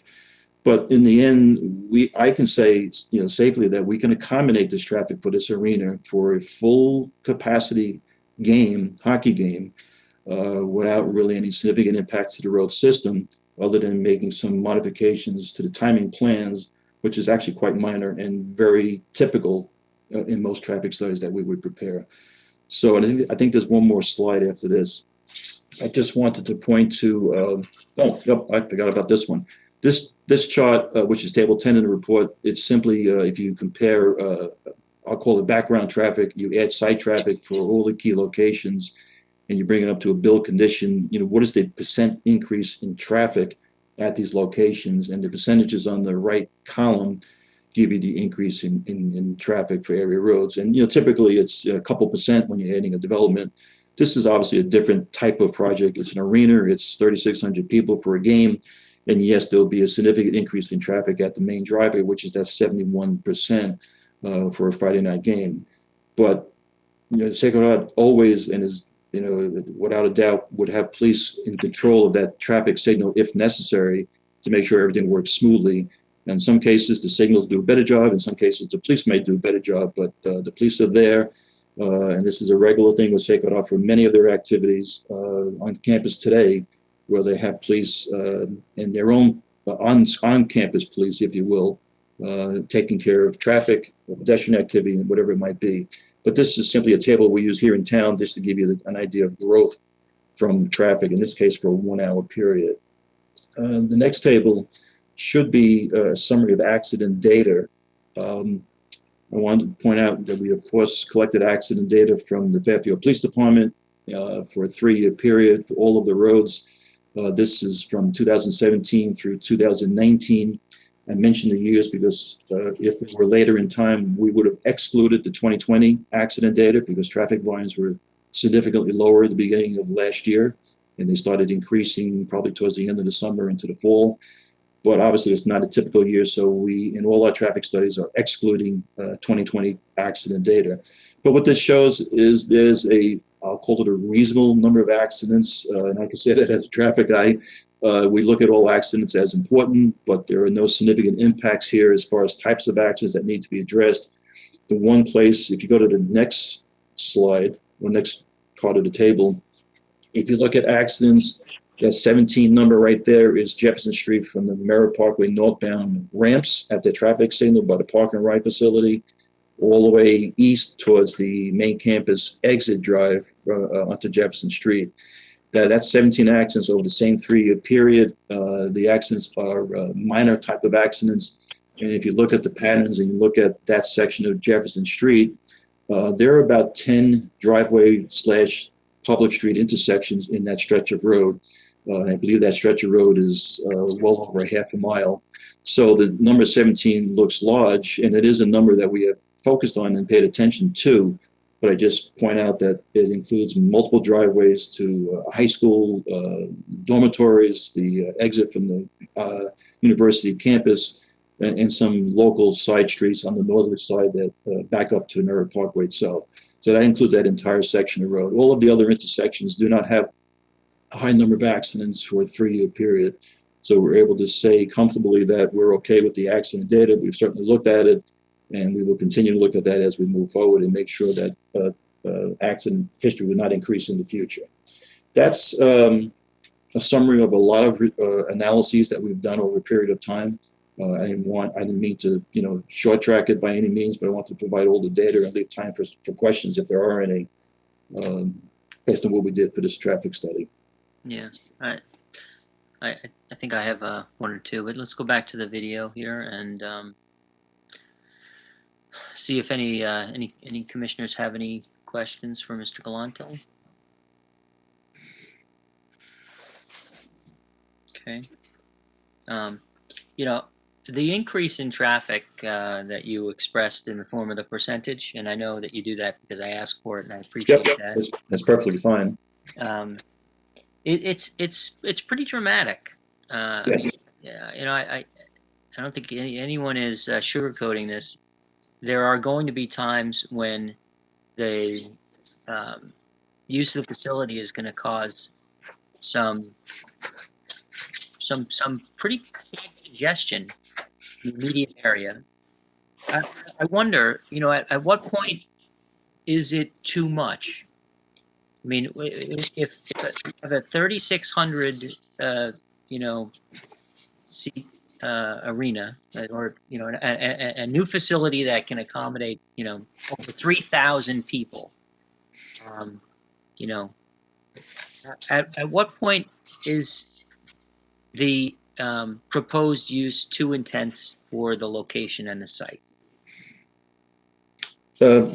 Keep in mind, if I may just give you some thought, if you look at my table 9 in the traffic report and the second intersection down, which is the Route 59 side driveway Jefferson Street intersection, the modeling we use, which is obviously a requirement at the state level and certainly at the town level, is how does that intersection operate under traffic signal control? And it operates at an overall level of service B, which is a very good level of service, reasonable delays. But another part of the modeling is not only the Ds, the A, B, Cs, and Ds, but the actual delay measurement, and we do it by movement and overall for the intersection. But the next column over, if you get a chance to look at it later on, there's something called VC ratio. That means volume to capacity ratio. Now, if that number is over 1, you're over capacity. The intersection is operating over capacity. And in this case, it's not operating at over 1 at all on any of the approaches. The one approach, which is the westbound left through movement, which is actually coming out I'm sorry, going into the campus, which makes sense during a game or the beginning of a game, is at 0.77% of capacity. So there's a lot of room for, more growth of traffic in there. The other approaches are operating quite low. So that's another means of looking at that. And we also look at, queuing of vehicles. So it's not just the letter, it's much more than that. And we also simulate this, actually on an overlay of an aerial of the road system. And it shows us the delays. And we actually give that program and that model to DOT. They have the same program, obviously, at DOT, and they run that program. And that's how they review the impacts of any development, whether it's this or, 80 units on Park Avenue. It's the same review. Yeah. And, I didn't see this in the exhibits, but is there a response from Connecticut State DOT on a review of Not yet. project? Not yet. We will. We can't have a review and a sign off from ConDOT and OSTA until we have, a review and approval by the town. But Right. we're about to start that whole review process. I see. Yeah, and then just keep in mind, the police commission is really the connection between the DOT process, the police as the legal traffic authority, the LTA. They see this also, and they're part of the whole discussion and review process. Can you explain that a little bit more? How does it? Sure. The Fairfield Police Commission? The Fairfield Police Commission, yes, is the town's legal traffic authority. Most towns are like that. Some towns, it might be the first selectman or the selectman, such as Westport. Other towns, it might be the chief of police, and that's all. So it's different in every town, but that's the responsible person or agency or group. Every town has one. They're required to have a legal traffic authority person. In this case, it's the police commission. Not too many years ago, it was just a police chief with two chiefs back, and we actually had discussions on bringing it, these projects like this to the commission. So everyone has a chance to look at it. And maybe I misheard you. I thought you meant to say that the Fairfield Police Commission somehow liaised with the Connecticut Department of Transportation in its review. Well, when we submit to DOT and OSTA, everything I send to that agency up to ConDOT, the police commission through the chief of police gets the same package.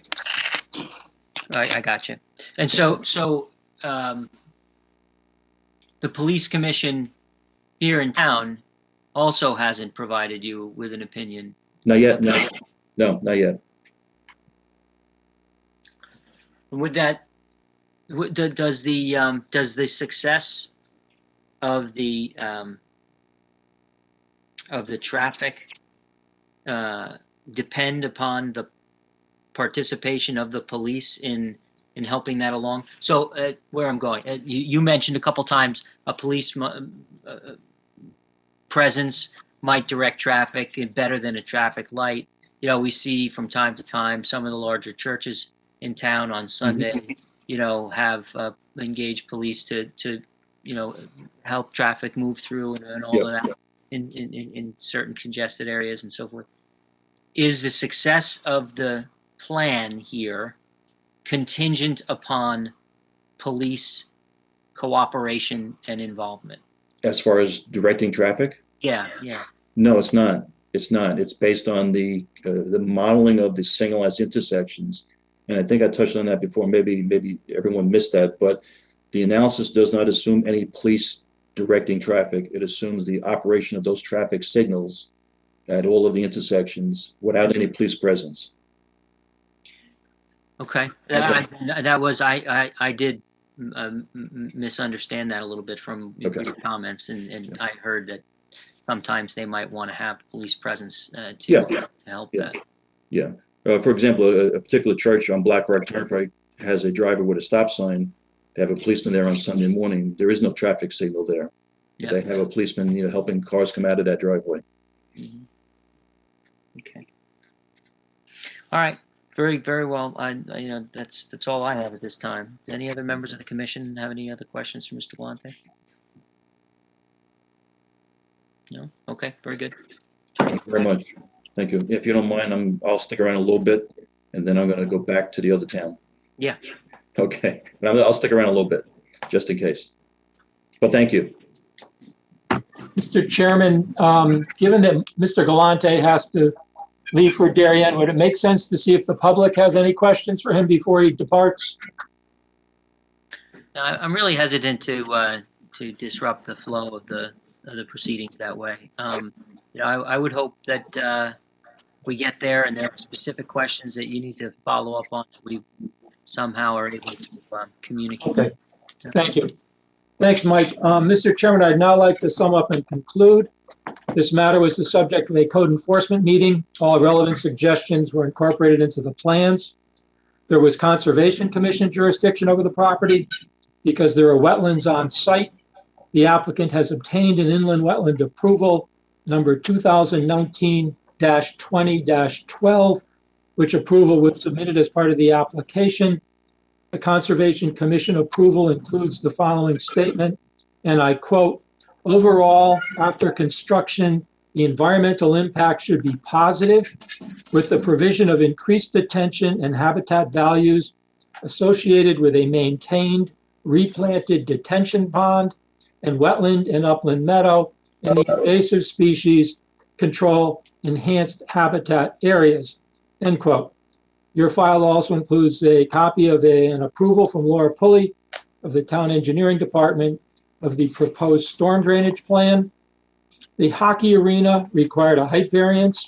The Zoning Board of Appeals approved the variance from section 5.2.2 to permit an increase in height to 56 feet.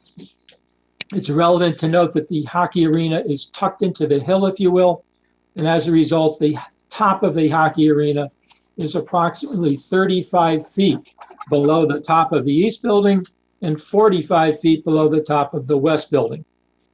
The Stratfield Falls Association, that's the condominium across the street on the other side of Eastern Turnpike, took an appeal from the Zoning Board of Appeals approval to the Superior Court.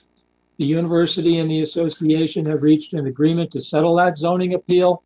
Included in that settlement is the agreement by the university to employ police officers to direct traffic for any hockey game generating significant attendance. At this point, I'd like to take a look at the regulatory framework again. Before you get there, Mr. Yes, sir. Fitzpatrick, because I just had the conversation with Mr. Galante about whether his analysis included the use of policemen to help traffic and so forth, and now he says no, I didn't. That's not part of my model. And now you're telling me that there's a settlement of a ZBA appeal in which there's a commitment by the university to make sure that there are policemen directing traffic. Correct. How does that? I don't understand. Well, I don't think that in Mr. Galante's opinion, the use of an officer is going to make things worse. It's the fact of the matter that we agreed whenever there's a game that we anticipate significant attendance, that we agreed with Stratfield Falls to hire a police officer. Yeah. Okay. And Which is is that going to improve things. Yeah. I suppose the sort of dispute and the resolution would tend to indicate that a need for that to occur, or at least an acknowledgement by the university that there would be a need for that to occur. What? Very good. Is that settlement a part of the record? I don't recall seeing that. It's not on paper yet. Oh, so it's settled in principle. It hasn't been. It is. It is. Okay. Before we close tonight, I guess I can ask for a supplement. I think we ought to take a look at what's in that in those papers. And I understand that you can't produce a settlement that doesn't exist yet, but I'd be interested to understand the allegations in the claim. The allegation is quite simple, Mr. Chairman, a failure to prove a legal hardship because it was a variance. Yeah. The complaint includes nothing more than that. Well, a little more than that. I want to speak for Attorney Green. Yeah, I hear you. All right. Well, I can certainly look at public records, so that's fine. Okay, if I go back to the regulatory framework, The university use is a permitted use via special exception approval.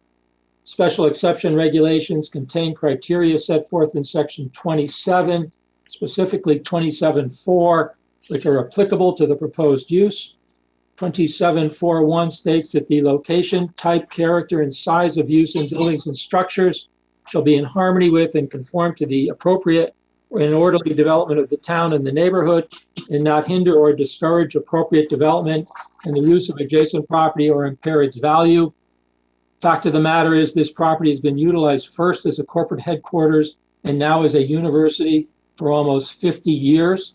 This is a parcel of 68 acres with very limited visual impact on any residential neighbors. The proposed hockey arena is located no closer to any residential property in the town of Fairfield, and the building itself is tucked into the slope running from the east building toward the Merritt Parkway. And as I noted, the top of the proposed arena is 35 feet lower than the top of the existing east building and 45 feet lower than the top of the existing west building. The proposed hockey arena will have virtually no visual impact on any Fairfield residential neighbor. It's in the middle of a 68-acre parcel of property.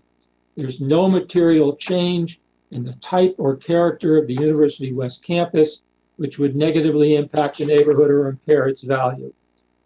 The buildings are located on this 68-acre parcel, and there's a significant buffer to any neighborhood, specifically a minimum buffer of at least 350 feet from any of the primary buildings to a residential property, and the proposed hockey arena is further from any residential property, being approximately 450 feet from the Stratfield Falls condominium. Northerly boundary of the property is the Merritt, easterly is Easton Turnpike, the westerly is open space, and the southerly boundary is Hawthorne Drive and Holiday Road. The proposed hockey arena construction is no closer to any neighboring property owner than at present, and as such, the neighborhood impact will not change in any demonstrable fashion, period. 27.4.2 requires that the nature and location of the buildings will be such that there is adequate access for fire protection. The fire department participated in the code enforcement meeting, found no issues with fire protection access. 27.4.3 addresses traffic. The commission has heard the testimony of Michael Galante on the issue of traffic. Please keep in mind that Mr. Galante's traffic analysis was based on a full attendance of 3121 plus 500 standees, when in reality, the average attendance at university men's games at present is less than 500 people. 27.4.4 deals with landscaping. There's a comprehensive landscaping plan included in the application. 27.4.5 states that the proposed use shall be in conformity with the master plan. The Town Plan of Conservation and Development adopted by the Town Plan and Zoning Commission in 2016 notes that institutional uses are part and parcel of the development of the Jefferson Street area, specifically states that the GE corporate headquarters, among other institutional uses in the Stratfield area, including the university, are naturally bounded, which would prevent overexpansion of the use. The proposed hockey arena is an improvement to an enhancement of the existing West Campus University use, and as such is fully consistent with the master plan. The parking requirement for the proposed arena is based per section 28.6.4 of the regulations on the number of seats, with the specific requirement being one parking space for each 5 seats. This results in a parking requirement of 725 spaces. The number of spaces available on the West Campus will be 759 spaces, or a surplus of 34 parking spaces. I did ask for and receive from the university the class schedule for Fridays and Saturdays for the West Campus. The latest class on Fridays ends at 3:30 p.m. The last class scheduled for Saturdays ends at 4:45 p.m. This makes sense because classes later than this on Friday or Saturday afternoons, at least by my college experience, would have sparse attendance. As a result, the class schedule is confirmed. There's no conflict with a hockey game starting at 7 p.m. In the extremely unlikely event that there was a shortage of parking on a hockey game night, again, recognizing the parking is based on a full house with standees. The parking garage, as designed by GE, reports to the parking entrance building where spaces are available. And in the event that the parking for some reason was full, it's readily known down at the foot of the hill, and the police officer on duty directing traffic would direct drivers to the main campus where they could take a shuttle back to the arena.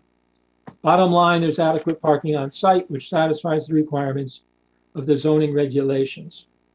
The proposed West Campus arena at Sacred Heart is being pursued to advance the long-term commitment to the university's mission of fostering educational excellence and an active and engaged student life experience. Participating in Division I hockey with teams from other prestigious institutions offers the university the opportunity to promote student spirit, as well as to strengthen its reputation with a broader audience through televised games and events. Rigorous feasibility analysis for an arena began more than 3 years ago, concluding that this project makes not only good financial sense at the West Campus, but will also be a convenient destination for students after classes for whom the university provides frequent shuttles connecting all of its campuses. The West Campus arena's size and placement will result in a high-quality, proportionate building that fits with the current buildings and topography harmoniously. It is hoped also that the community will enjoy the benefits of Sacred Heart's programs as the university continues to serve as a vital resource for promoting education, health, culture, community service, and entertainment, and by providing the highest quality environment for training the next generation of responsible citizens. At this point, Mr. Chairman, I'd like to introduce Dr. David Coppola, the University Director of Capital Projects, to answer that question of alternative uses of the arena. David? Thanks, Bill. And thank you to everyone on the call for your time and for your consideration. So I'm the Senior Vice President for Strategic Planning, as part of my portfolio is to keep everything coordinated and running efficiently. And so this arena is one piece of 2.5 million square feet of buildings and facilities that we have throughout all of our campuses and sites. So the main thing to keep in mind is that this is not some kind of out of proportion space or building, but it fits really well with everything else that we're doing. And the shuttles run all the time now. We serve our students consistently and constantly. The ice time will probably be 9 to 10 months a year. So any fantasies about having other kinds of activities, I think are just pie in the sky. I mean, we are not, as someone intimated earlier, Madison Square Garden. We can't, change over the facility quickly, and we don't really intend to do that. The arena is really a dedicated space. It's a specialized space, and whether it's men's and women's hockey, figure skating, curling, whatever it's going to be, for university students or high school students or pre-skate for the town, we want to be an integral part of the community and good neighbors. And so you had asked before, I believe, to what extent the facility could be used once we finish it, or if granted permission to finish it, come start and finish. So we had said and we tested it a number of times. We're quite sure that we're able to have the high schools participate in the facility, as well as provide maybe 5 to 6 hours for open skate, during season, and perhaps even 8 to 10 hours a week off season. So there's quite a bit of time where people can make good use of this, and any kind of convocation we would have, first of all, we'd have to cover the ice and set the chairs, et cetera, but we would not imagine more than 400 or 500 people being a part of that. So, the West Campus now, if you haven't been there, please give me a call. I'll be happy to give you a tour. It's full of of beautiful new classrooms and labs and everything from AI to virtual reality to arts and cultural resources. This will be a lovely, modest but beautiful and a premier space. It will not be some kind of behemoth that'll stand out like a sore thumb. We want to be good neighbors, and that's why we spoke with the Stratfield Association across the street. I've been in contact with them back and forth to assure them, even though it's not needed according to the traffic study, but we still said that okay, we have the support of Fairfield Police and Fire for many of our events already, and so this is not a difficult ask by them for us. So I hope you get a good sense of what we're about.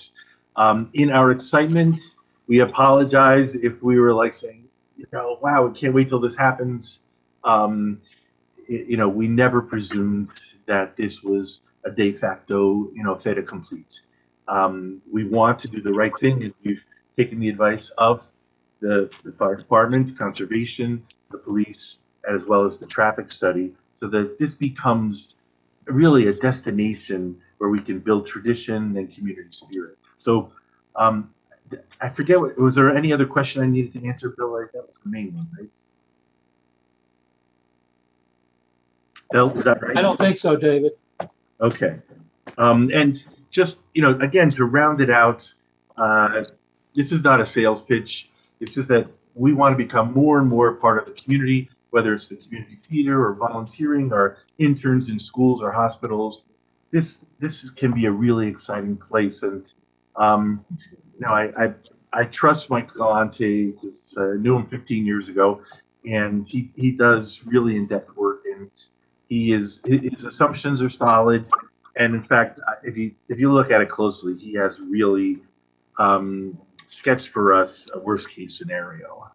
We hope we get 1,000, people to come to these games, let alone 3,500.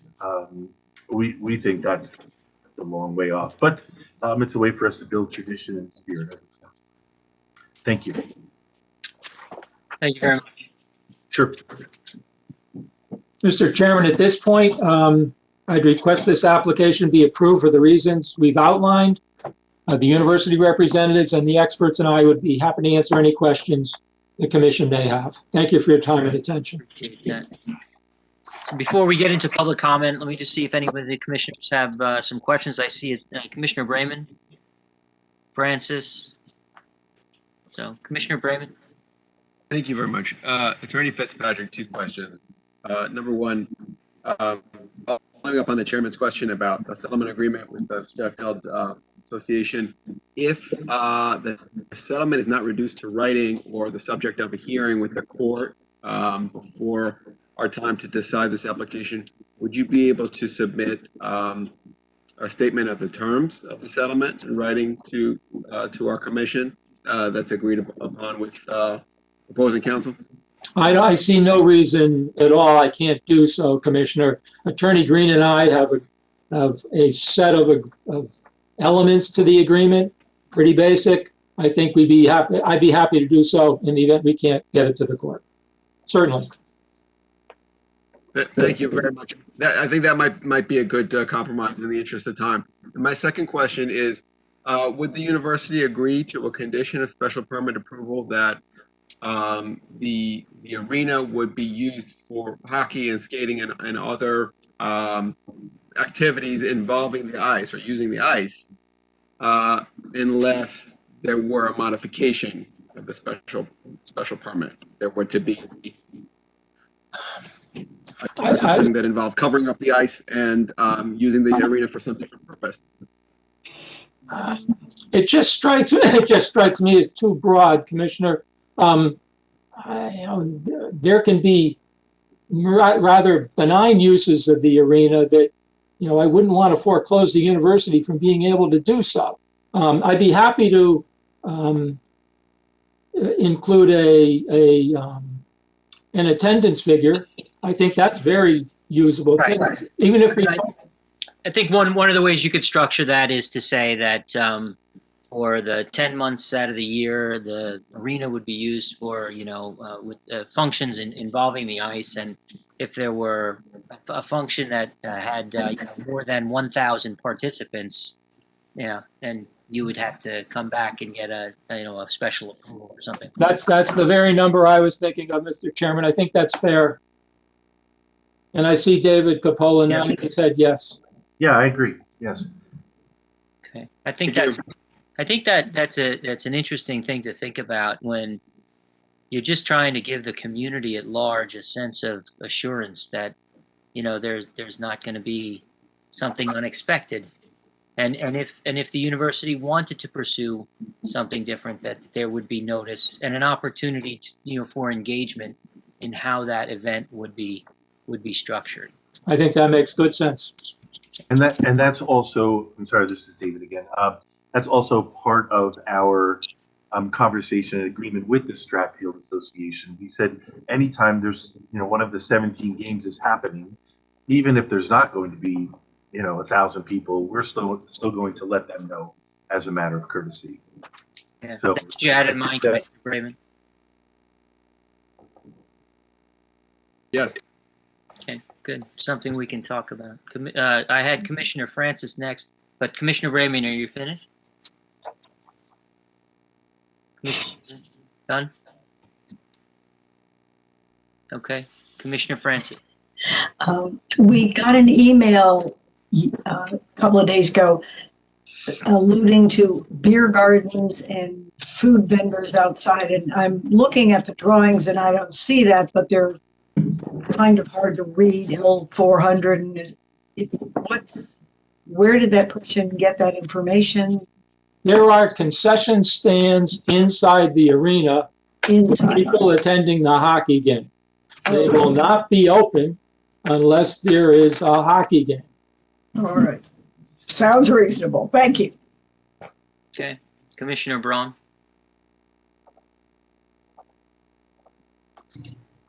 I'm just looking at an aerial, and I'm sure this satisfies safety requirements right now, but there seems to be only one means of getting in and out, and that's that long driveway. Is there any plan to extend it into the neighborhood behind it if need be for safety reasons, or if something happens, a fire or some kind of a problem? I don't see any other way out other than going on that very long private road through the university. No, there's no plans for an additional access. No plans to cut through to the rear, to the residential neighborhood. Certainly, we're not going to the state highway. There are, I believe, 4 lanes, so that it's extremely unlikely that ever be any blockage. And the fire department has absolutely seen this, and Lord knows they saw the GE development. So I think fire is perfectly satisfied with the way it is.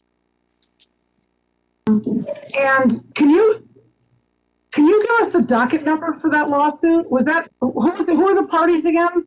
Was it? It's the Stratfield Falls Association versus Sacred Heart University, and actually versus the Fairfield Zoning Board of Appeals.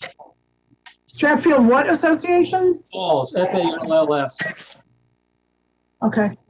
And I did read the wetlands opinion, and I felt that you guys did a great job satisfying their concerns. I do have one follow-up question. Do you know if it seems like there's a lot of digging to keep it, at a low level, height-wise, which is great that it's not high, but is there blasting involved, and has that been run through? Like, is there any ledge or undergrade rock that you have to blast? I got it.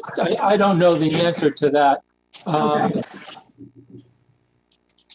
I honestly don't. Yeah, it might be in the drainage report or something, which we don't see, but. We did submit a drainage report. Yeah. Can we get a copy for us?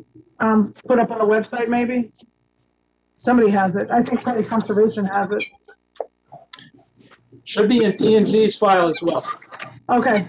Yeah, there's the drainage as part of the application. Thank you.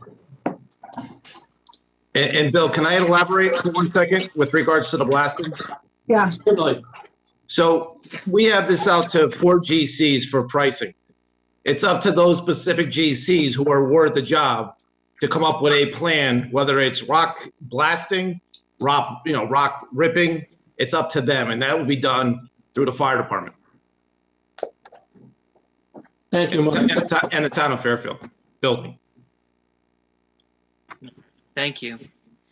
Any other commissioners like to have any questions here of the applicant before we move to public hearing, which I'd like to get started on? Okay, very good. Seeing none then. Thank you, Attorney Fitzpatrick. I appreciate your attention to detail here. Ms. Harrigan, there's one private to me, Mary, who would like to be heard. She's at the end of the public list here. Okay, we have 4 people already in the queue.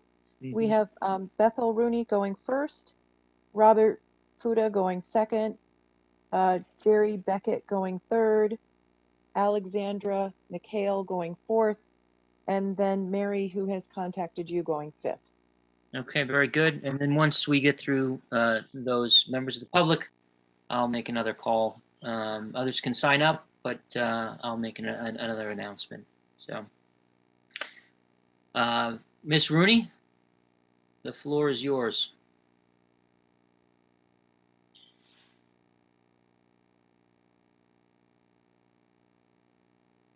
Ms. Rooney?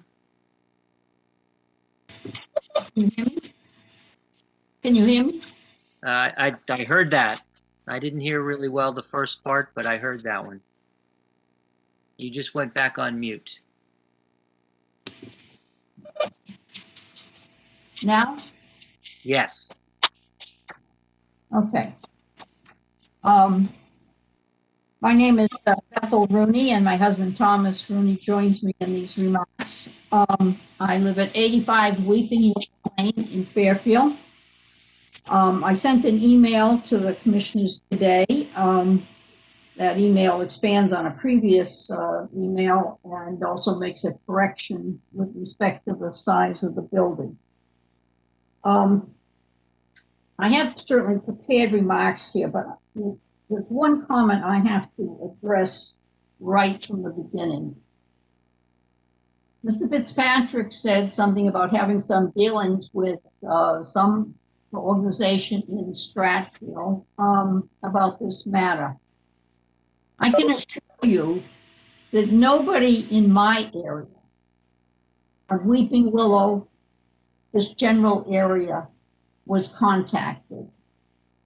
And it's been pretty well known in the town that I have been involved in these zoning matters that affected this area, and I heard absolutely nothing. In fact, I didn't even know about this proposed hockey arena, nor did my neighbors on this street until early December. The people most affected by this were not contacted. Or at least most of us were not. I certainly was not. I knew nothing about it. Sacred Heart proposes to build this huge hockey arena in an R3 residential district. This is an area that is meant to be and is composed primarily of single-family homes on half-acre lots. The building Sacred Heart proposes would be 56 feet high and have a spectator capacity of almost 3,700 people. It would add tremendously to the traffic and congestion in an already highly trafficked and congested area. This proposal is incongruous with this R3 neighborhood. The zoning regulations require a special exception for non-business college and university uses in a residential area.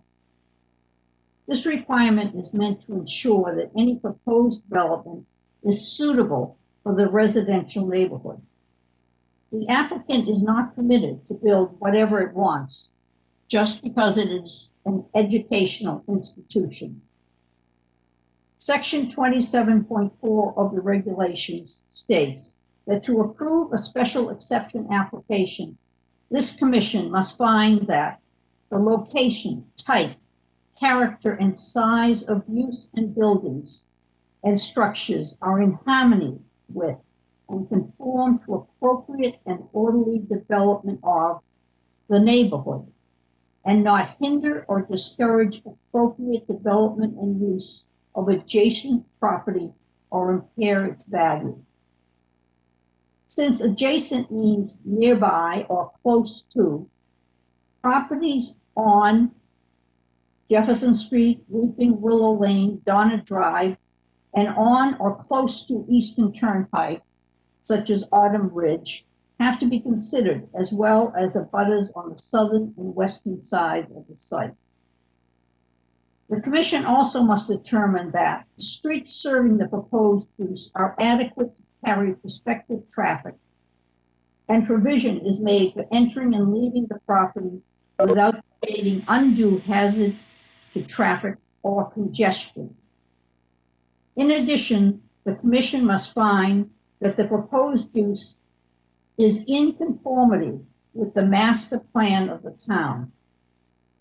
In referring to the master plan, this regulation clearly means the town plan of conservation and development, or POCD, as that document previously was called the master plan. Section Roman numeral 2.3.2 of the POCD deals specifically with the Stratfield section of Fairfield. It states in part, some institutional uses have developed in the Jefferson Street area. The General Electric corporate headquarters, convalescent facilities, high school, university, and Fairchild Wheeler Golf Course are naturally bounded, which should prevent overexpansion of these uses. Any future development in this area should be sensitive to the residential uses within this neighborhood, with preference given to residential development. When the latest version of the POCD was written, General Electric still occupied the site. Nevertheless, the POCD emphasizes that any new development should be sensitive to the residential uses in this neighborhood. This dictate is applicable regardless of who the owner or developer is.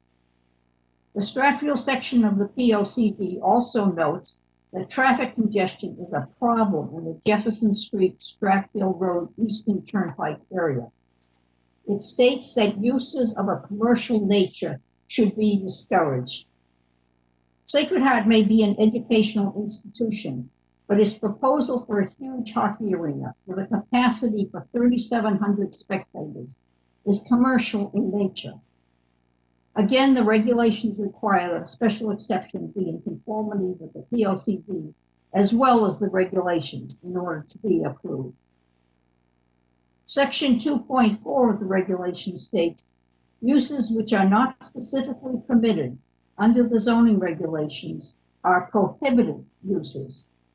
Those regulations only allow college and university uses in residential areas if all the regulations for a special exception are satisfied. They also require that such uses not be conducted as a business. The proposed arena is essentially a business. It's a prohibited use. In January 2020, Sacred Heart issued a press release announcing the construction of the proposed facility as if it was a foregone conclusion that it would be allowed to do so. A Sacred Heart representative is quoted in that news release as saying, this arena will be the Division I intercollegiate skating crown jewel and a standout facility in the Northeast. That same press release specifically stated that the arena would have a pro shop, beer gardens, food venues, suites, and other amenities. It also said that the building would host other events like concerts, convocations, and other activities. These amenities and functions are not mentioned in Sacred Heart's statement of intent. Sacred Heart's traffic report and statement of intent claim that ordinarily only 500 people attend its hockey games. Why then does it want to build an arena with a capacity for nearly 3,700 spectators? Obviously, because Sacred Heart intends to fill such an arena frequently. If a facility of this nature is built, it must be made to pay for the cost of its construction and maintenance. The only way to do that is to rent it out to companies and organizations for various uses and functions. These would be in addition to Sacred Heart functions. Many of those would bring a huge amount of traffic and congestion to this area at varying times, including the commuter hours. To quote an old movie, if you build it, they will come. Sacred Heart's traffic report says that there will be 809 private vehicles arriving for a Sacred Heart hockey game on Friday and Saturday evenings, and of course leaving after the game. The traffic report also estimates that there will be 36 shuttle bus trips dropping off students and later picking them up on Friday evenings, and 43 shuttle bus trips dropping and picking up students on Saturday evenings. Thus, the report estimates that there will be 845 car and buses arriving at and leaving the arena on Friday evenings, and 854 cars and buses arriving and leaving on Saturday nights. Since the shuttle buses must make return trips after they have dropped off students and arrival trips to pick them up, the report estimates that the proposed arena will generate 881 additional vehicle trips during the Friday evening peak arrival hour and also during the Friday peak departure hour. It follows that there would be 897 additional vehicle trips during the corresponding Saturday peak hours. The foregoing estimates are based on the assumptions that 1,250 Sacred Heart students will opt to take a shuttle bus to and from the games rather than reaching the arena by other means, that each shuttle bus will be filled to capacity, that each private vehicle will carry 2.5 people to and from the games, and that no other vehicles will visit the site to look for, pick up, mingle with friends, or any other purpose. They are also based on the assumptions that 350 students and faculty will already be on the West Campus for a Friday night game, and that 100 students and faculty will already be there for a Saturday night game. There is no reason to accept these assumptions. Moreover, there is no explanation for how the 350 already there people on Friday night or the 100 on Saturday night would leave the arena. By our calculation, they would add 140 private vehicles or 10, and actually 20, because the shuttle buses go both ways, to the mix on Friday nights, and 40 private vehicles or 3 and 3 or 6 shuttle buses on Saturday nights. Even Sacred Heart's traffic report concludes that the proposed arena will make the level of service unacceptable at the Route 59 Eastern Turnpike Jefferson Street intersection and at the Park Avenue Jefferson Street Old Town Road intersection. It suggests that minor fine-tuning of traffic signals will make them acceptable again. Even with such adjustments, Sacred Heart concedes that the level of service will worsen at several intersections, down as low as D in several areas. Apparently, Sacred Heart believes that we should simply rely on all of its assumptions, predictions, and suggestions for minor fine-tuning, and just allow this large, unnecessary traffic and congestion-causing arena to be built, all for Sacred Heart's benefit and glory. Why should we be expected to take the risk and bear the burden for such a facility? If the arena is allowed, the damage to this area of Stratfield cannot be undone. It will be irreparable. That the town of Fairfield may be able to use the proposed facility for high school hockey games, or that the public may be able to skate there just to justify its existence, or allowing the traffic congestion and dangers it will create. There are other skating facilities already in existence in the surrounding towns. And in any case, a much smaller building could accommodate those uses. Sacred Heart's traffic report only deals with Sacred Heart hockey games on Friday and Saturday nights, not with the many other events such as regional tournaments, concerts, and conventions that will be held at the proposed facility. Such other events will be held at varying times, including the morning and evening commute hours.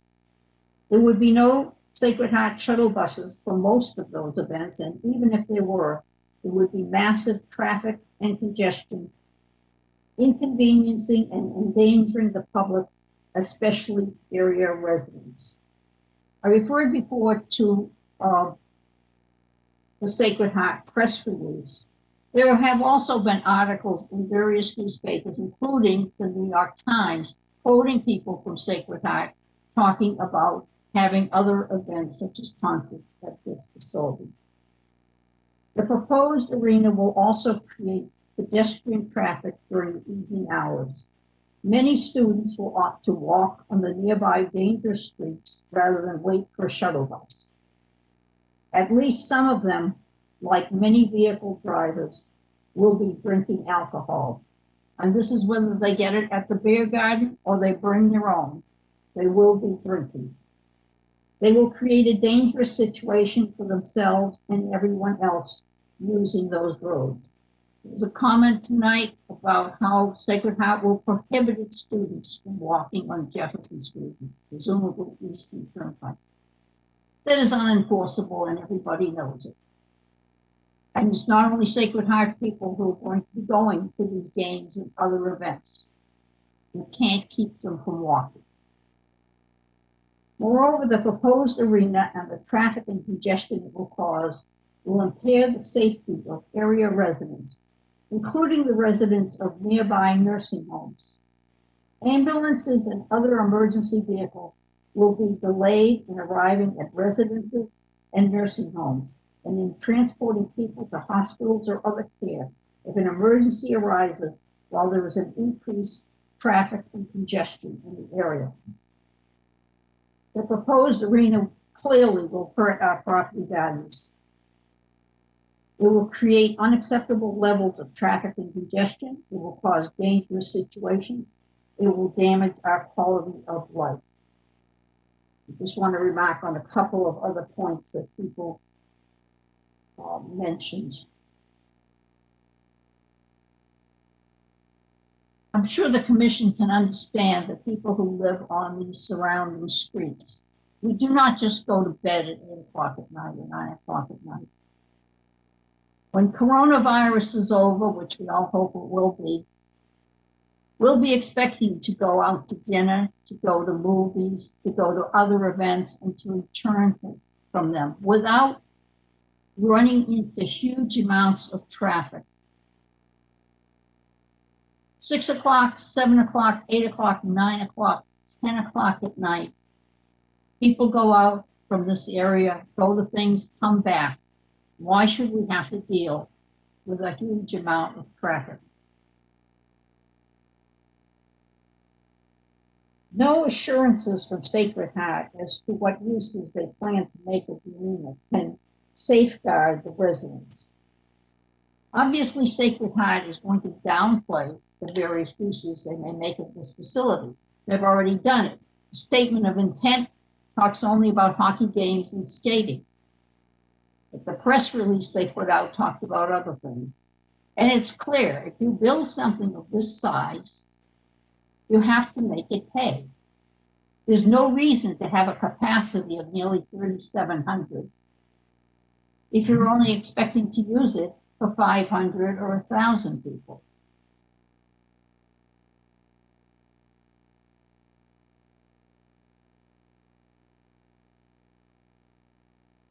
even having police directing traffic, which is probably a very good idea, does not solve the problem for us. My experience, and this includes some of the large churches that have, the police are hired by the institution and they favor the institution. It may make it a little safer, but it doesn't prevent the congestion and the traffic and the delays.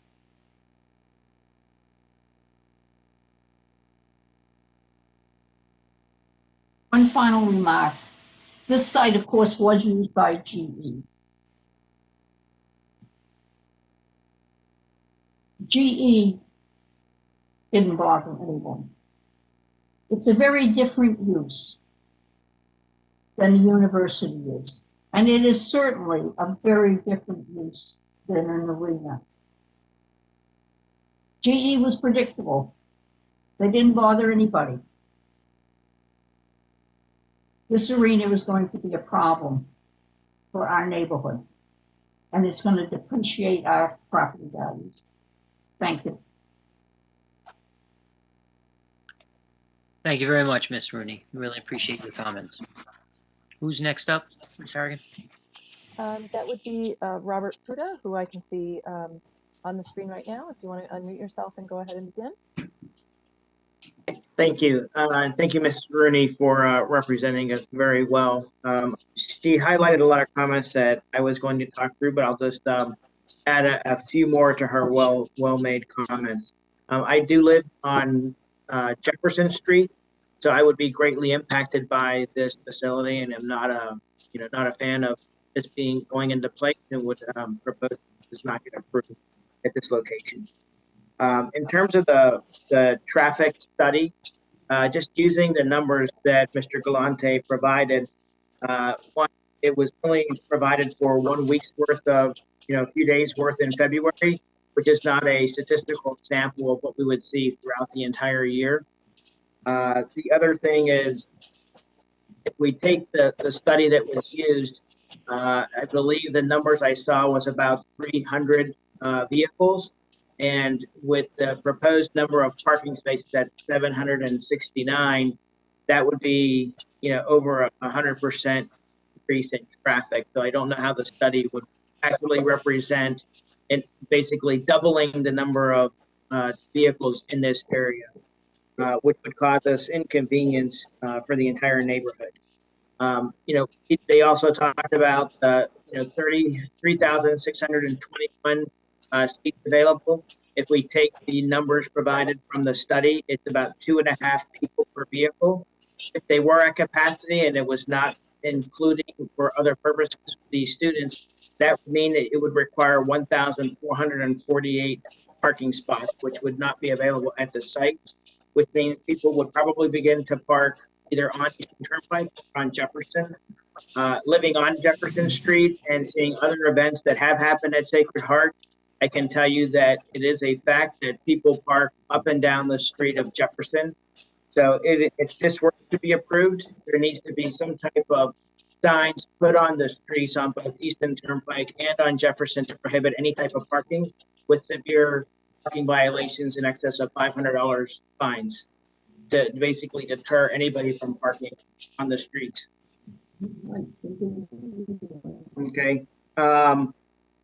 The other thing in terms of, police protection with added foot traffic, and I know we say that there would be shuttles, but we all know that, being a college student myself at one point in my life, I would probably be walking from the university down to the hockey game with friends.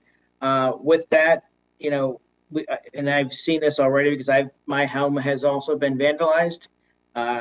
But there would be an increase of, theft and vandalism, on the streets from foot traffic and others who may just be in the area to basically take advantage of situations like that. So police protection would need to be added not only at the site, but there should also be police protection up and down the neighborhood in the surrounding neighborhood to help the neighbors. And then, as Ms. Rooney mentioned, having this type of facility will basically cause a depreciation of our home values. We've all suffered enough with everything else in this area with depreciated home prices. I don't think this neighborhood needs another, event that would cause further depreciation of our property values in this area. That's all I had, but thank you very much. Thank you. Appreciate that. Ms. So Harrick? next we have Jerry Beckett, followed by Alexandra McHale. Thanks for allowing me to speak. I've never attended one of these meetings, and it's very informative. And I'd like to read the letter that I sent to the committee. My wife and I have lived in the beautiful residential neighborhood near the West Campus of Sacred Heart University for almost 25 years. We are very concerned about the proposed hockey arena. Currently, there is a tremendous amount of traffic on a Friday evening on the Merritt. This proposed arena will cause traffic to back up on the highway even more, as well as the existing roads, Eastern Turnpike, Congress, and Jefferson, causing dangerous conditions. There are many families with young children that cross Eastern Turnpike to walk in the quiet residential streets. Some of our concerns include, is there adequate parking for all these additional cars, or will cars park on the nearby streets and walk to the game? Who is going to pay for the costs to repair the nearby roads from excess wear and tear, which are presently in terrible condition, Eastern Turnpike? Who will pay for the police that will need to be there to help direct traffic? People traveling to the games will not patronize the restaurants in Fairfield. They will come and go home after the game. We don't have restaurants close to the proposed arena that may boost Fairfield's commerce like they do near the current hockey arena Mute your at line. Webster Bank. Thank you. Will additional outdoor lighting be added that will be noticeable to the surrounding homes? Concerts usually don't end till 10 or so. The noise and potential lighting could have a negative impact. Will another entrance be opened on Eastern Turnpike, which will result in even more traffic on Eastern Turnpike? Does the town agree that a traffic level of service moving from C to D is acceptable? In our minds, that's not acceptable. If a tax-paying corporation gave an ultimatum to build a major facility or they would threaten to move, although we still wouldn't favor it, it would be more acceptable. Sacred Heart is not required to pay taxes to the town of Fairfield. I'm sure Sacred Heart will raise tuition and fees to pay for the cost of the new arena without supporting the town of Fairfield in any way. What are the positives for the town to approve this? Property values near the proposed arena will decline, and the lives of the residents will be negatively impacted forever. There are just too many negatives and no positive to justify an arena on the West Campus. Thank you. Thank you very much. Ms. McHale? Hi, thank you. I also have never attended one of these meetings, and thank you so much for all of the work that you're doing. It's really fascinating and interesting. I had some of my questions answered, so I might skip around a little bit here, but first I just want to say that I am a Sacred Heart alumni. I went to Sacred Heart. I have a very huge fondness for Sacred Heart, which is why I wanted to live as close to the university. I bought this house about a year and a half ago. I live on the corner of Weeping Willow and Jefferson. And I'm thrilled that I live so close to the university because it is such a vibrant and wonderful campus. However, after having lived here for a year and a half and prior to that, living on Eastern Turnpike for 11 years, I can say that there is a massive traffic problem in this currently underway. We have trucks that are moving at a velocity that I cannot even, they must be going 50 miles an hour, honestly, down Weeping Willow, moving for all the construction that's going on at Sacred Heart right now. I can say honestly, I have never been more religious than the day I decided to walk on Jefferson and was calling upon every saint I could think of and swearing I would never do it again.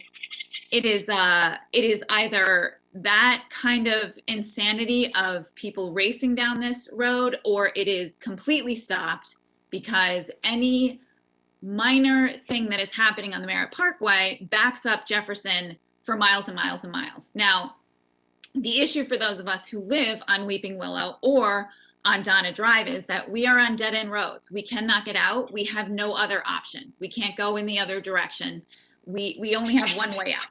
So the idea of this, I mean, I feel like the whole thing is built, quite honestly, I mean, I'm a teacher of rhetoric. This is built on a faulty premise. If you have a stadium and you want to service a sport that brings in 500 people per year, you're saying you're hoping for 1,000, but you know what? We're going to build one for that's like 3,700 seats. That to me right there tells us that you want to use it for something else, which, you know, that's fine. But I mean, I'm not sure what mathematical number would have to happen for you to go from 500 people per year at a hockey game to 3,700. In addition to this, you have on this campus, I mean, Sacred Heart right now has how many students? Like 9,000 students. 5,000 of those live on campus. 5,000 are undergraduate. 50% of those people live off campus. They're not getting on a shuttle bus to go to this game. There is no way that they're getting on a shuttle bus. You just built a brand new garage on your campus to account for the fact that you have so many people living off campus and they don't have anywhere to park because they're driving. So now you're saying that 1,200 people are going to take a shuttle bus to a game? I honestly, I mean, I'm trying to understand it because, again, I'd like to support the university, but I'm so confused about so much of this data. I don't understand how setting up instruments for 1 week on January 31st to February 7th gives you any indication of what traffic is going to be like in August, when there are so many people in this town because of the summer months, because of all the summer activities that go on. And if you were to use this for a concert, then you can't guarantee that there's 1,200 people. Those 3,600 people who might show up are going to come from all different places. And you would need, as Rob said, I think, like 1,400 parking spaces to accommodate them. Additionally, I spent most of my life in the entertainment industry. I was married to a lighting designer and grew up in stadiums. So I can tell you that you can cover, and maybe the commission doesn't know this, it is very important information. You can cover a hockey rink in less than an hour and use it for another event and maintain that ice. So you can have a basketball game there in the morning, a hockey game in the afternoon, and a concert there in the evening. They make the cover. It is not that expensive. And I'm sure if you're spending how many millions of dollars to build this stadium, you're going to throw that in there just so that you have the ability to use it for another event. I mean, who wouldn't really? So I think that, you know, I drive home at different hours from work. The traffic starts backing up at 3 p.m. We have a major issue on this exit ramp on the Merritt Parkway because we have there's no ramp to go from the rest area onto the Merritt Parkway. I'm sure we've all driven that way before. So traffic backs up there automatically starting at 3 o'clock and does not stop. It was like that before COVID. It is just as bad now. So I don't understand it doesn't start till later in the evening. How is that going to accommodate our poor little Merritt Parkway? How is that 2-lane highway going to accommodate all of these cars, either coming or going? We have the additional housing thing, which I guess was figured into that. Honestly, I am a teacher. I love students. I already have drunk groups of students walking up and down Jefferson now. I have small children, their bedrooms face Jefferson, and we constantly have noise up and down Jefferson. I cannot imagine what will happen if we have hockey games and concerts going on down there. I just don't even say how you could say that you can prohibit people from walking on a street. It is not a thing. When I lived on Easton Turnpike, I called the police all the time on the students who were there out walking around on Easton Turnpike. And they were quite a group. So I just think that once it is built, we cannot control how it's being used. Especially, I mean, this idea of we're going to bring the community together. I love it. We're going to include, high school kids. I love it. But there's no way to do that without really, really negatively impacting this entire neighborhood. Now, Stratfield Falls has done something so that they have police in place. No one has promised that to us. And again, I'm sure that their concern, I won't speak for them, has to be the fact that they have one exit out. And that's the same thing on Weeping Willow and the same thing on Donna Drive. So I think we're all in the same position of questioning, what is the space actually going to be used for? Just, I pinky promise that we're just going to use it for hockey, just doesn't seem like enough at this point. Thank you so much. You're welcome. And thank you for your comments. I think the next person we have is Mary. I'm sorry, I don't have a last name. Right. Hi, I'm Mary Boudreau and I live on Autumn Ridge Road. Thank you for the chance to talk tonight. I can see the buildings of the West Campus now from my kitchen and my deck, so this is quite a concern for me. So I'm going to reiterate some of the comments other speakers have mentioned, but I think it's important for the committee to understand that there's many of us who share the same concerns. The presenter assumes that 1,250 students will use shuttle buses to this event. If a bus holds 40 students, that's over 31 trips up and down Jefferson Street to get them in and out of this facility. And knowing 19 to 22-year-olds, I'm sure we know that patience is not their best virtue. So I think they're going to not wait for the bus and get in their cars and drive. And even if they took the bus to the arena, I suspect on the way back, they would be walking up Jefferson, 11 o'clock at night. To say they would be prohibited from walking, what's to prevent them from doing so? They jog up and down Jefferson and Eastern Turnpike now, and I don't think they're going to be prohibited from walking to the arena. The presenter indicated that they would not be adding to traffic at peak times, but now they would be adding the number of peak times of traffic that we would have to deal with. And I think that is an unfair burden to the tax-paying residents in this area. I think the speed on Eastern Turnpike now is already a concern. A member of my household was rear-ended on Eastern Turnpike 2 weeks ago by a 19-year-old at a non-peak period at 11 a.m. in the morning. So I think that situation can only get worse. There's already an existing driveway of the West Campus that is usually gated, that exits close to Shady Brook Road onto Eastern Turnpike. And I wonder if that exit would be used during peak periods to get people out of campus after an event. That would be a concern. The presenter said that, the building would in general be used for hockey games, but there isn't anything in place to prevent it to be used for other events. Would the building have a summer use? That would be concern for those of us who try to enjoy some peace and quiet in the summertime on our decks. And now we're going to be subjected to increased traffic on a summer evening. There's a mention that there's going to be concessions. Will alcohol be available for sale? And that would be an increase in the concern of the exiting traffic and the condition of those drivers. I would have a concern as well to the proximity of the building itself to Eastern Turnpike and the added lighting. Will this lighting be on at all times? I can see the current lighting from my kitchen window now, except in summer months when my trees are in bloom. And, are there any plans to put any evergreen trees to block that lighting from the area residents? I really see that, the planned weekend use of this building is the biggest concern to those of us in the neighborhood, because now we're being asked to deal with increased traffic noise and traffic conditions on a weekend when it's our time to enjoy our homes. I don't think there's anything modest about this proposal at all. I also have a serious concern about the construction noise and the possible blasting. I owned a property on Meadow Street in Fairfield at the time that Whole Foods was being built, and we had to deal with the blasting. And I could feel the blasting on Meadow Street, which is behind the Black Rock Inn, from what they were doing at the Whole Foods site. So I have a serious concern as what effect blasting would have on my home in such proximity to this proposal.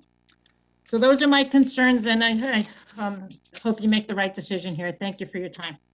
Well, thank you very much, Mary. Appreciate your comments very much. I think next we have Dylan O'Connor.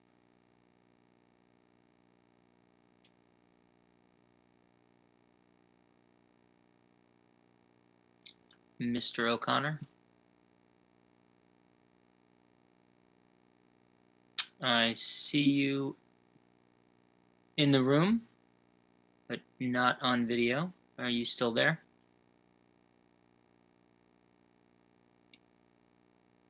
Okay.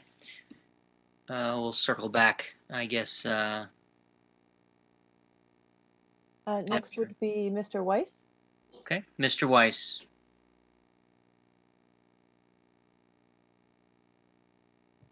I'm sorry, I'm not that computer literate. First thing, maybe I should shut this off. This morning I was getting out of Weeping Willow Lane about 7:45 to go to the pharmacy, and a car was going down at least 50 miles an hour speed. And luckily there, I go very slow, so I let him go by. But if I wasn't paying attention, he could easily banged into my car. As I said before, I don't drive that much, and I usually don't go out. I just usually go like 5:45 in the morning.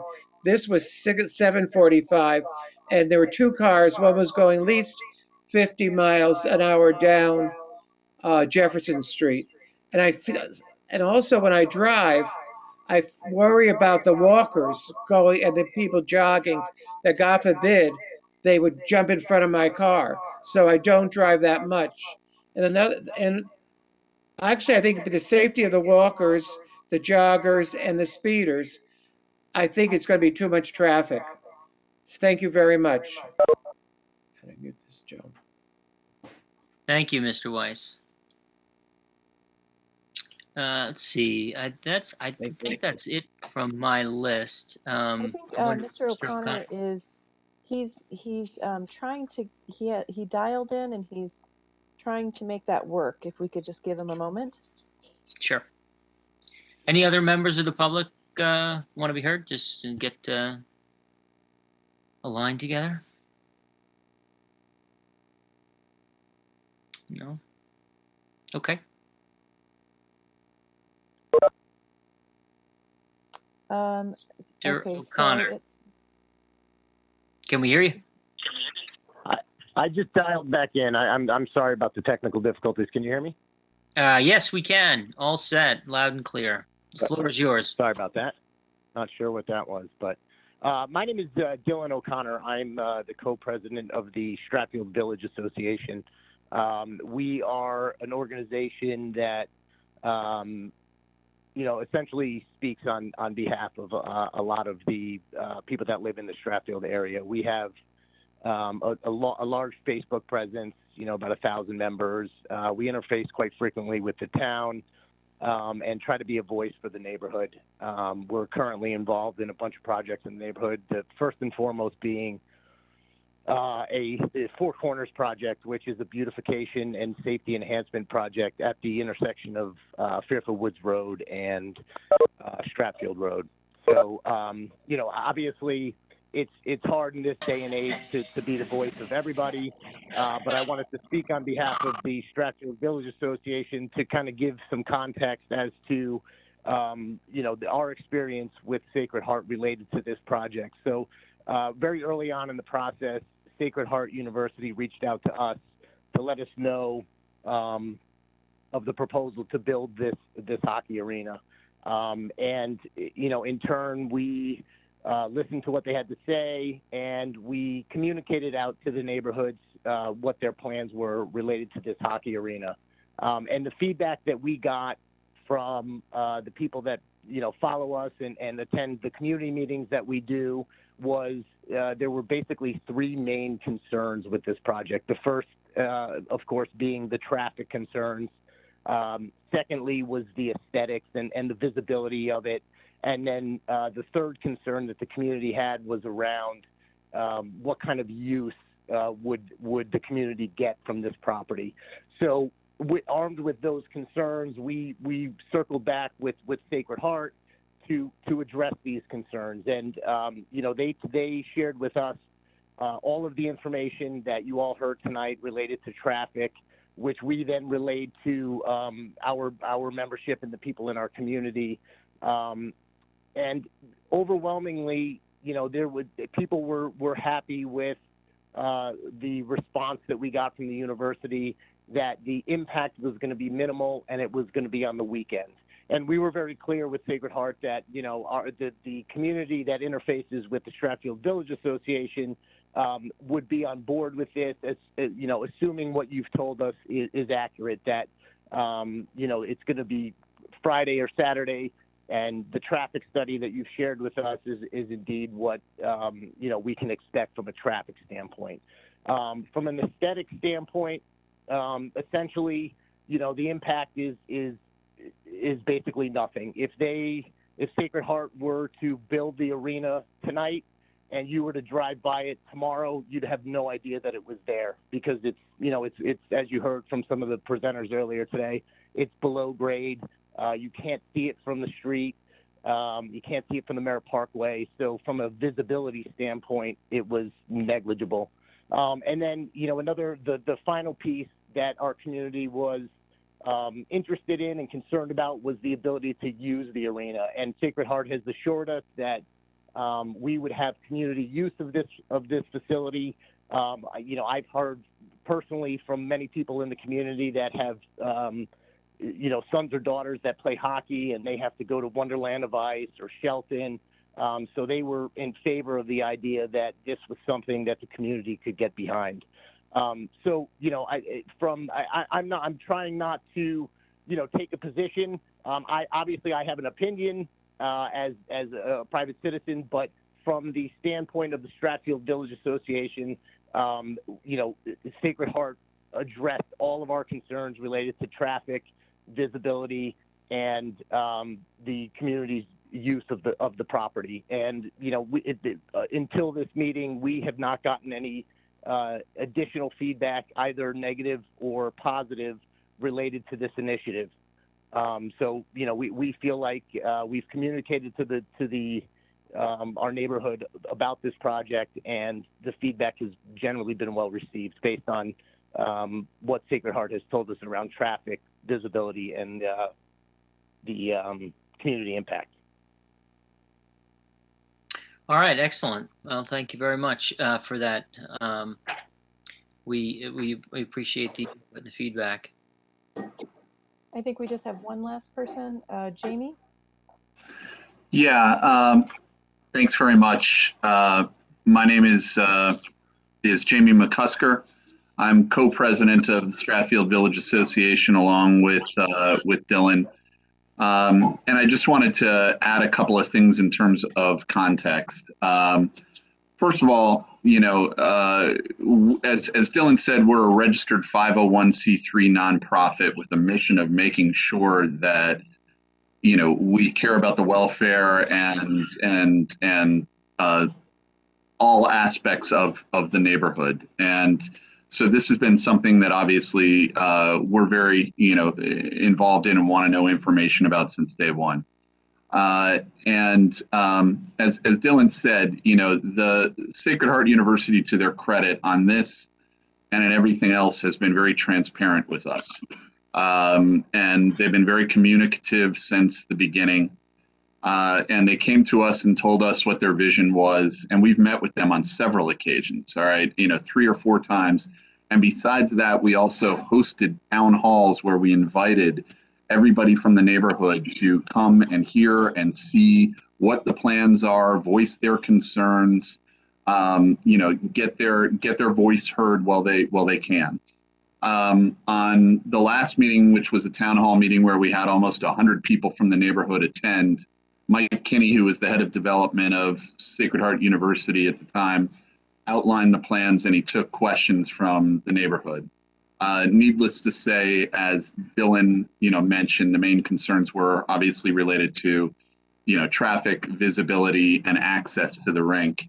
Mr. Kinney addressed all of those issues. And when it came time for the question and answer, there were a total of 2 questions, because everybody in the room was satisfied with what Sacred Heart had laid out. And so I am very sympathetic and understand exactly what the immediate neighborhood to the location is concerned about. And you know, that is always something that is part of what is, you know, part of our concerns as the Stratfield Village Association. But as Dylan said, the overall feedback that we've gotten on this has kind of been excitement by a lot of people in the neighborhood, and most of the people who have gotten back to us. We haven't gotten a lot of negative feedback on this. And I think what a lot of people are looking towards as an example is what Quinnipiac College did in terms of putting their rink up there in a residential neighborhood that is almost exactly the same size. And it's turned out to be a very beneficial part to the neighborhood and the community. And so we hope that if this moves forward, that's going to provide the same benefit to Stratfield as well. And so that's all. I just wanted to kind of chime in and kind of support what Dylan had said. And thanks very much, everybody, for your time. Thank you. Very helpful. Are there any other members of the public that wish to be heard? I don't see anybody else signing up in the chat. Okay. Mr. Wagner, this is Mr. Fuda. I'd like to just make a comment on the things from the Stratfield Association, and that I'm not sure what neighborhood that represents, but I can tell you that the people who have spoken today are in the direct neighborhood of Sacred Heart. Every neighbor that I have spoken to is against this. So I'm not sure whenever Mr. Jamie or Mr. Dillon has spoken, it says a lot of people. I don't know what that actually constitutes. Anybody can get on to a site or a call and just say a lot of people. There's no substantiation of evidence that there was people. I'd like to, the thing that's important to understand who that actually is. Right. I appreciate your response. So we generally don't get into a back and forth in the public comment. We do understand that most of the people who have spoken at length here in this hearing and at others are in the immediate neighborhood immediately adjoining, well, not necessarily adjoining landowners, but in that next proximity. The Stratfield Village Association is a very large group that we're familiar with. And we take all of everyone's comments, for the spirit and with the intentions that they're made. We'll receive the information and consider it accordingly. Please don't think that your voice and other voices here this evening have not been heard. Thank you. Any other members of the public wish to be heard? Okay. So with that then, I will pass this back over to Attorney Fitzpatrick for a rebuttal. I'll remind Attorney Fitzpatrick of our curfew at 10 p.m. I've got it, Mr. Chairman. That there were not very many questions that were unaddressed. Mr. Chairman, members of the commission, I was going to introduce experts to address specific questions, but I don't think that's necessarily the case here. There are several issues raised I'd like to address. I'd first like to note that the university will accept the condition of approval that the university hire a police officer to direct traffic at all men's hockey games. My conversation with the Stratfield Falls Association regarded games at which a significant attendance was anticipated. We will accept the condition for all men's hockey games. That in turn goes to a point that Ms. Rooney raised. There may be some confusion between Stratfield Association.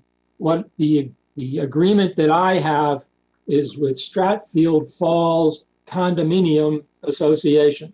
Right. They're the group across the street that took the appeal. That's the agreement that I have. That's the outfit that I have an agreement with. The question has risen several times, why the 3,621 seat capacity if the 500 students or 500 people attend a game? Very good question. It's an NCAA requirement. NCAA requires a significant, I think they look for 4,000 seats as a matter of fact, but That's why we have to build a rink this big to satisfy the NCAA requirement. To keep going.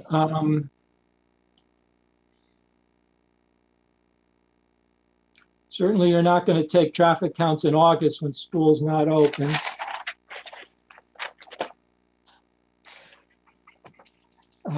Ms. Rooney's letter makes a point that the rink size of 122,000 plus square feet is incongruous for the R3 zone. Well, the fact of the matter is there's already a building of over 172,000 square feet on the property and another building over 291,000 square feet. So it's certainly not incongruous. And it's in the middle of a 68-acre campus.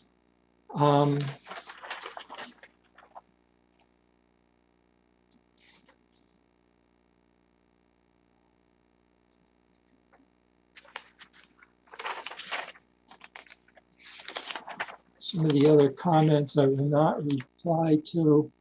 Let me look at Mr. Beckett's letter if I could. Who will pay for the police? Sacred Heart. The beer gardens, food venues again, they are open only when the arena is open.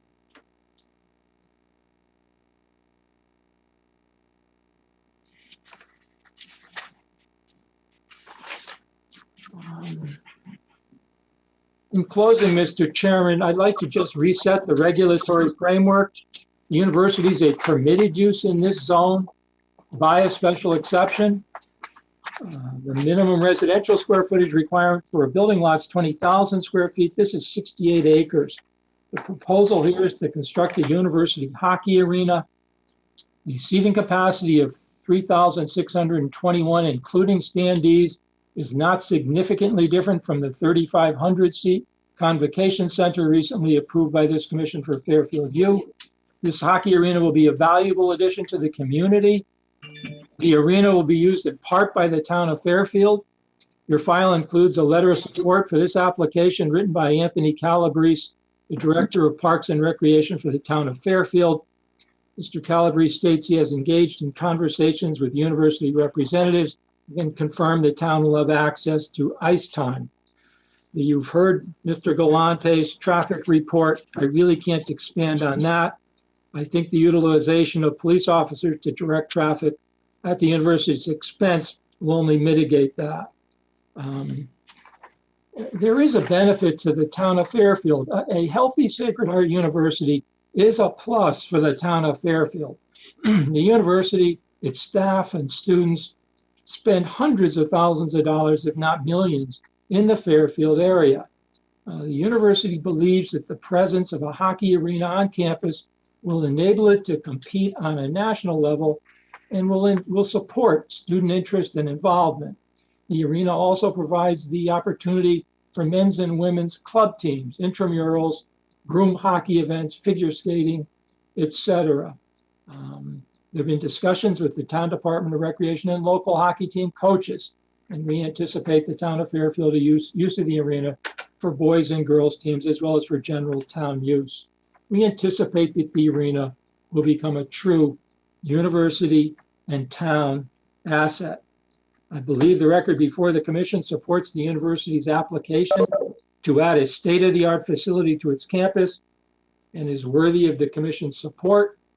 I and any of the experts and David Capola or Mark Izzo on behalf of the university would be happy to answer any questions the commission may have.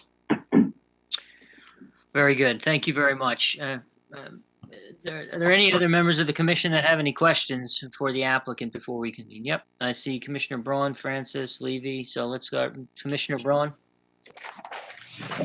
Could you find out if there's any blasting, and if so, what the details are related to it? I do understand it goes through the fire marshal, but I would also be concerned with the effect on, groundwater and things like that. That's it. Thanks. Thank you. Can you mute? I can certainly. I don't want to keep the hearing open, Mr. Chairman. The The drainage report may well have that information in it. It's voluminous. It's a little beyond my professional capability. But I think that information is in there. I can tell you, having dealt with the blasting issue at Black Rock Congregational Church, that they have refined blasting with the use of these sequential smaller blasts so that it is a very, very effective, very safe process. In that process, a blasting plan has to be filed with the Town of Fairfield Fire Marshal, and it has to be approved by the Town of Fairfield Fire Marshal. I have no reason to believe there's ledge there, but if there is, and again, the building's being built into the side of the hill. If there is blasting, you can be there. And in addition, there's substantial insurance required as part of the Town of Fairfield review. Okay. Commissioner Francis? I was wondering, is the rink open in June, July, and August when the students aren't there? Is that when you foresee the town teams getting to practice and such things? No, the intent is that the town utilize the rink during the hockey season. These are hockey teams. So the Fairfield High hockey team would, we're trying to make it work so they have some use for their, particularly for their games at the arena during hockey season. And similarly for, the public. And what it goes on in June, July, and August? Or is it closed? Well, there's certainly no ice. Dr. Coppola, or Mark Izzo, do you have any comment on that? Well, I could say that the ice gets shut down between April and May. Oh. So we do our maintenance. That's when the high schools are over. That's when the colleges are over, and then we pick back up where we have summer session and students could still use our rink. Public skating, they could practice. The players could stay on campus. So it won't be widely used during the summer months. Everything's really the fall and the spring, winter months.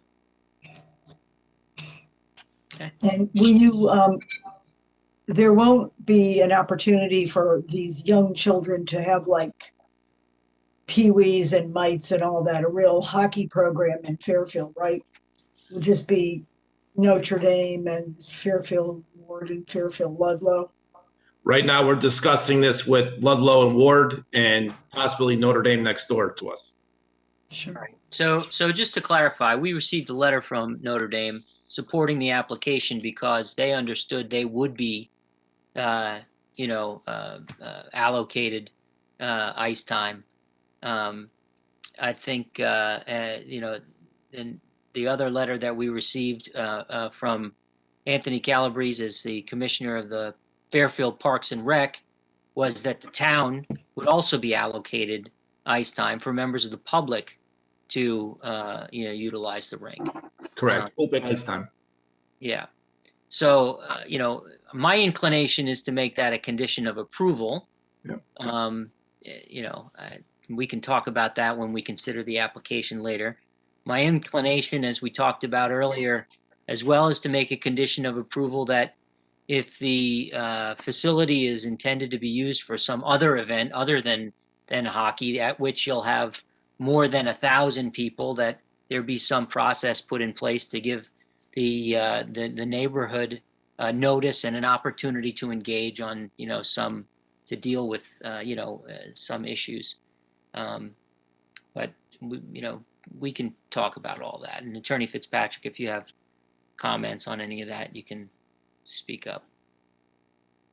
If I might, Bill, you're on mute. But Mr. Chairman, just in terms of 1,000, I mean, we may have that many students going to class on a given day. You know what I mean? So the number, I think we should do it more scientifically or systematically. That's fair. Just say, okay, rather than just say 1,000, because the number might actually be 1,400 or 1,500.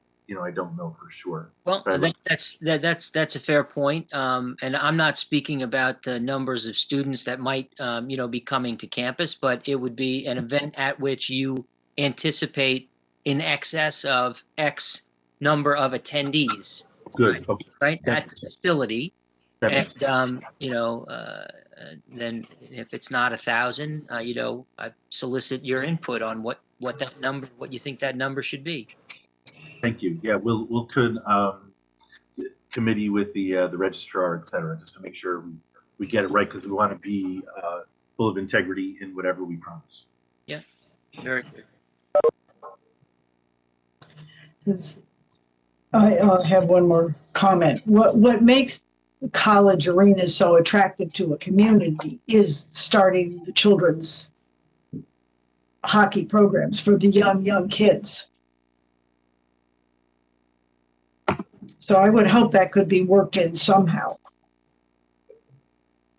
I think it's fair to say that there will be town of Fairfield use, and it will be up to the town of Fairfield to a certain degree to determine the pecking order for the use of the time that the town can get.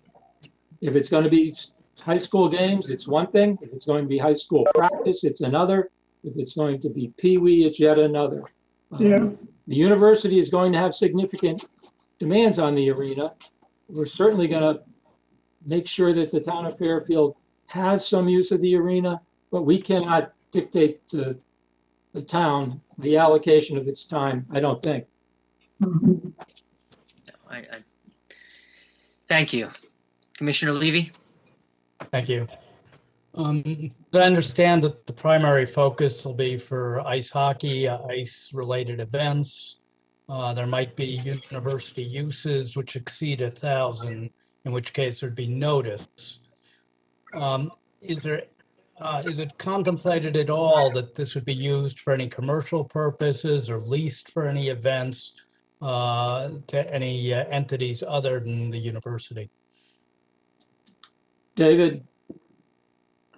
No, we have other facilities on the main campus where that would be more appropriate. Thanks. Good Thank you. question, Commissioner Levy. Thank you. We'll make a note of that. Other members of the commission? Okay, well, miraculously, we're right on time. It's like a closet. Yes. Brought the train in on time. Okay. Very good. Well, hearing none, I'd like to thank everyone for your participation. Attorney Fitzpatrick and all of your witnesses and Thank you, Mr. Chairman. Members of the public. And with that, I'll close the public hearing on this item, and no other business. I will adjourn the hearing. Thank you.